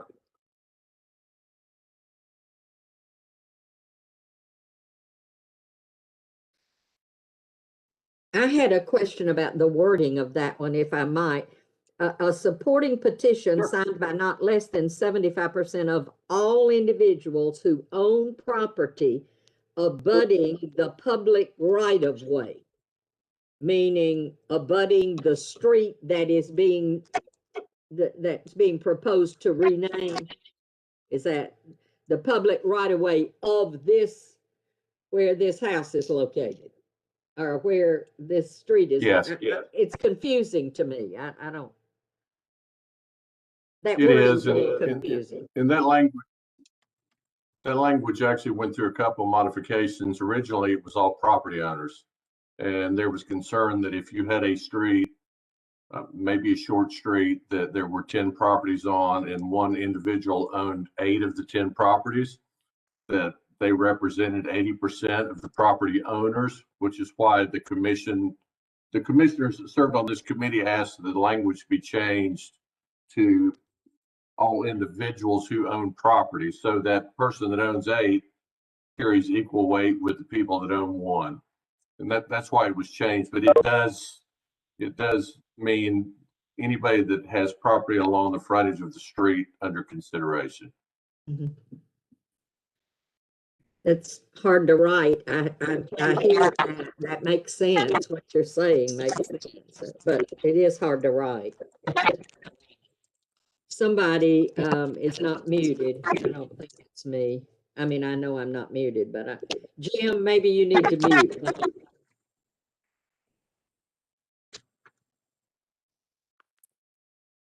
Okay, any thoughts or comments, Matt?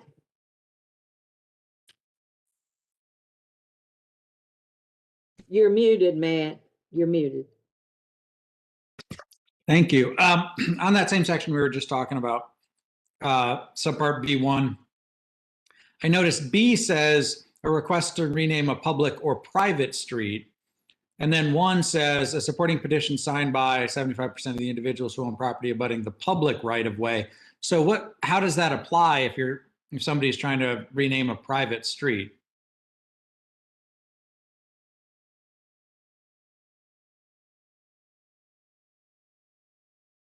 That's a good catch. I think it was really intended from the beginning to be a public street. We need to be consistent, whether it's public or private, in B under the paragraph or in 1. You know, and it may be that it should be public or private in B1 as well. Because there's not many of them out there, but there are still a few. Oak Grove, for example, are private streets. If somebody wanted to name one of those or rename them, I think it would be fitting for it to go through the same process. Sure. We can make that correction. So the Athens-Clarke County government has the right to rename streets that are privately owned? That's a question. Good question. I think it's, well, before I speak, I may want to look into that one a little bit further. Because we don't maintain them, and if they have issues, I think there is some level of review still in place because of duplication of names for 911 service purposes. I don't think they have a right to go in and automatically change it to whatever they want, because we may have another street in Athens-Clarke County that's named the same thing. I'll look into that more. That's a good question, but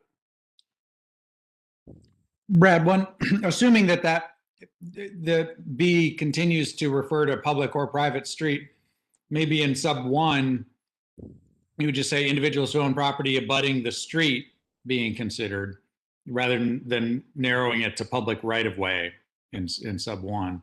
You know, that would capture both of those. We can do that. It seems that I didn't follow that totally, but it does seem that there's a better way to say that. Just a little work on that.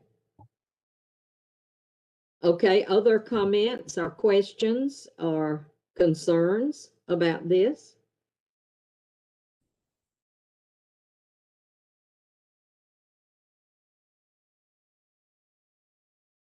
All right, if not, then I guess we are ready to vote on whether to send this back to the mayor and commission. Do I hear a motion? Jeff? Well, I wasn't going to make a motion, but have we made all of the clarifications that we need to make? Are we? I asked that and no one said anything, so. Well, no. There was some discussion of some things that needed to be changed, but I did not hear that the language is necessarily established. I wonder if maybe staff could go back and answer the questions, and does it make sense to send it back? And let you guys work on it a little bit? Brad, if we change, as Matt said, change public right of way to street, and also in number 7 and number 8, if we change it just to street, we mentioned street only in 2 and 4, we don't say right of way. So perhaps if we just change everything to street, that could be all inclusive. It's like Matt had mentioned. I think it could be. I think you need to read it through very carefully, make sure it makes sense. So Jeff may have his question of should it be done and come back. Are they waiting on this? Are we okay to come back next month? No, I think Rick's comments are valid, and that's probably where we'll end up landing. This is not super time sensitive. I mean, it's been going on for a long time. We've got a couple street name changes that you are going to get next month anyway under the old policy. So let us get with the attorney's office to make sure there's not any issue with public versus private, and we'll bring it back next month. I think that's the best way to do it. All right. And so do we need to do that officially some way, Jeff?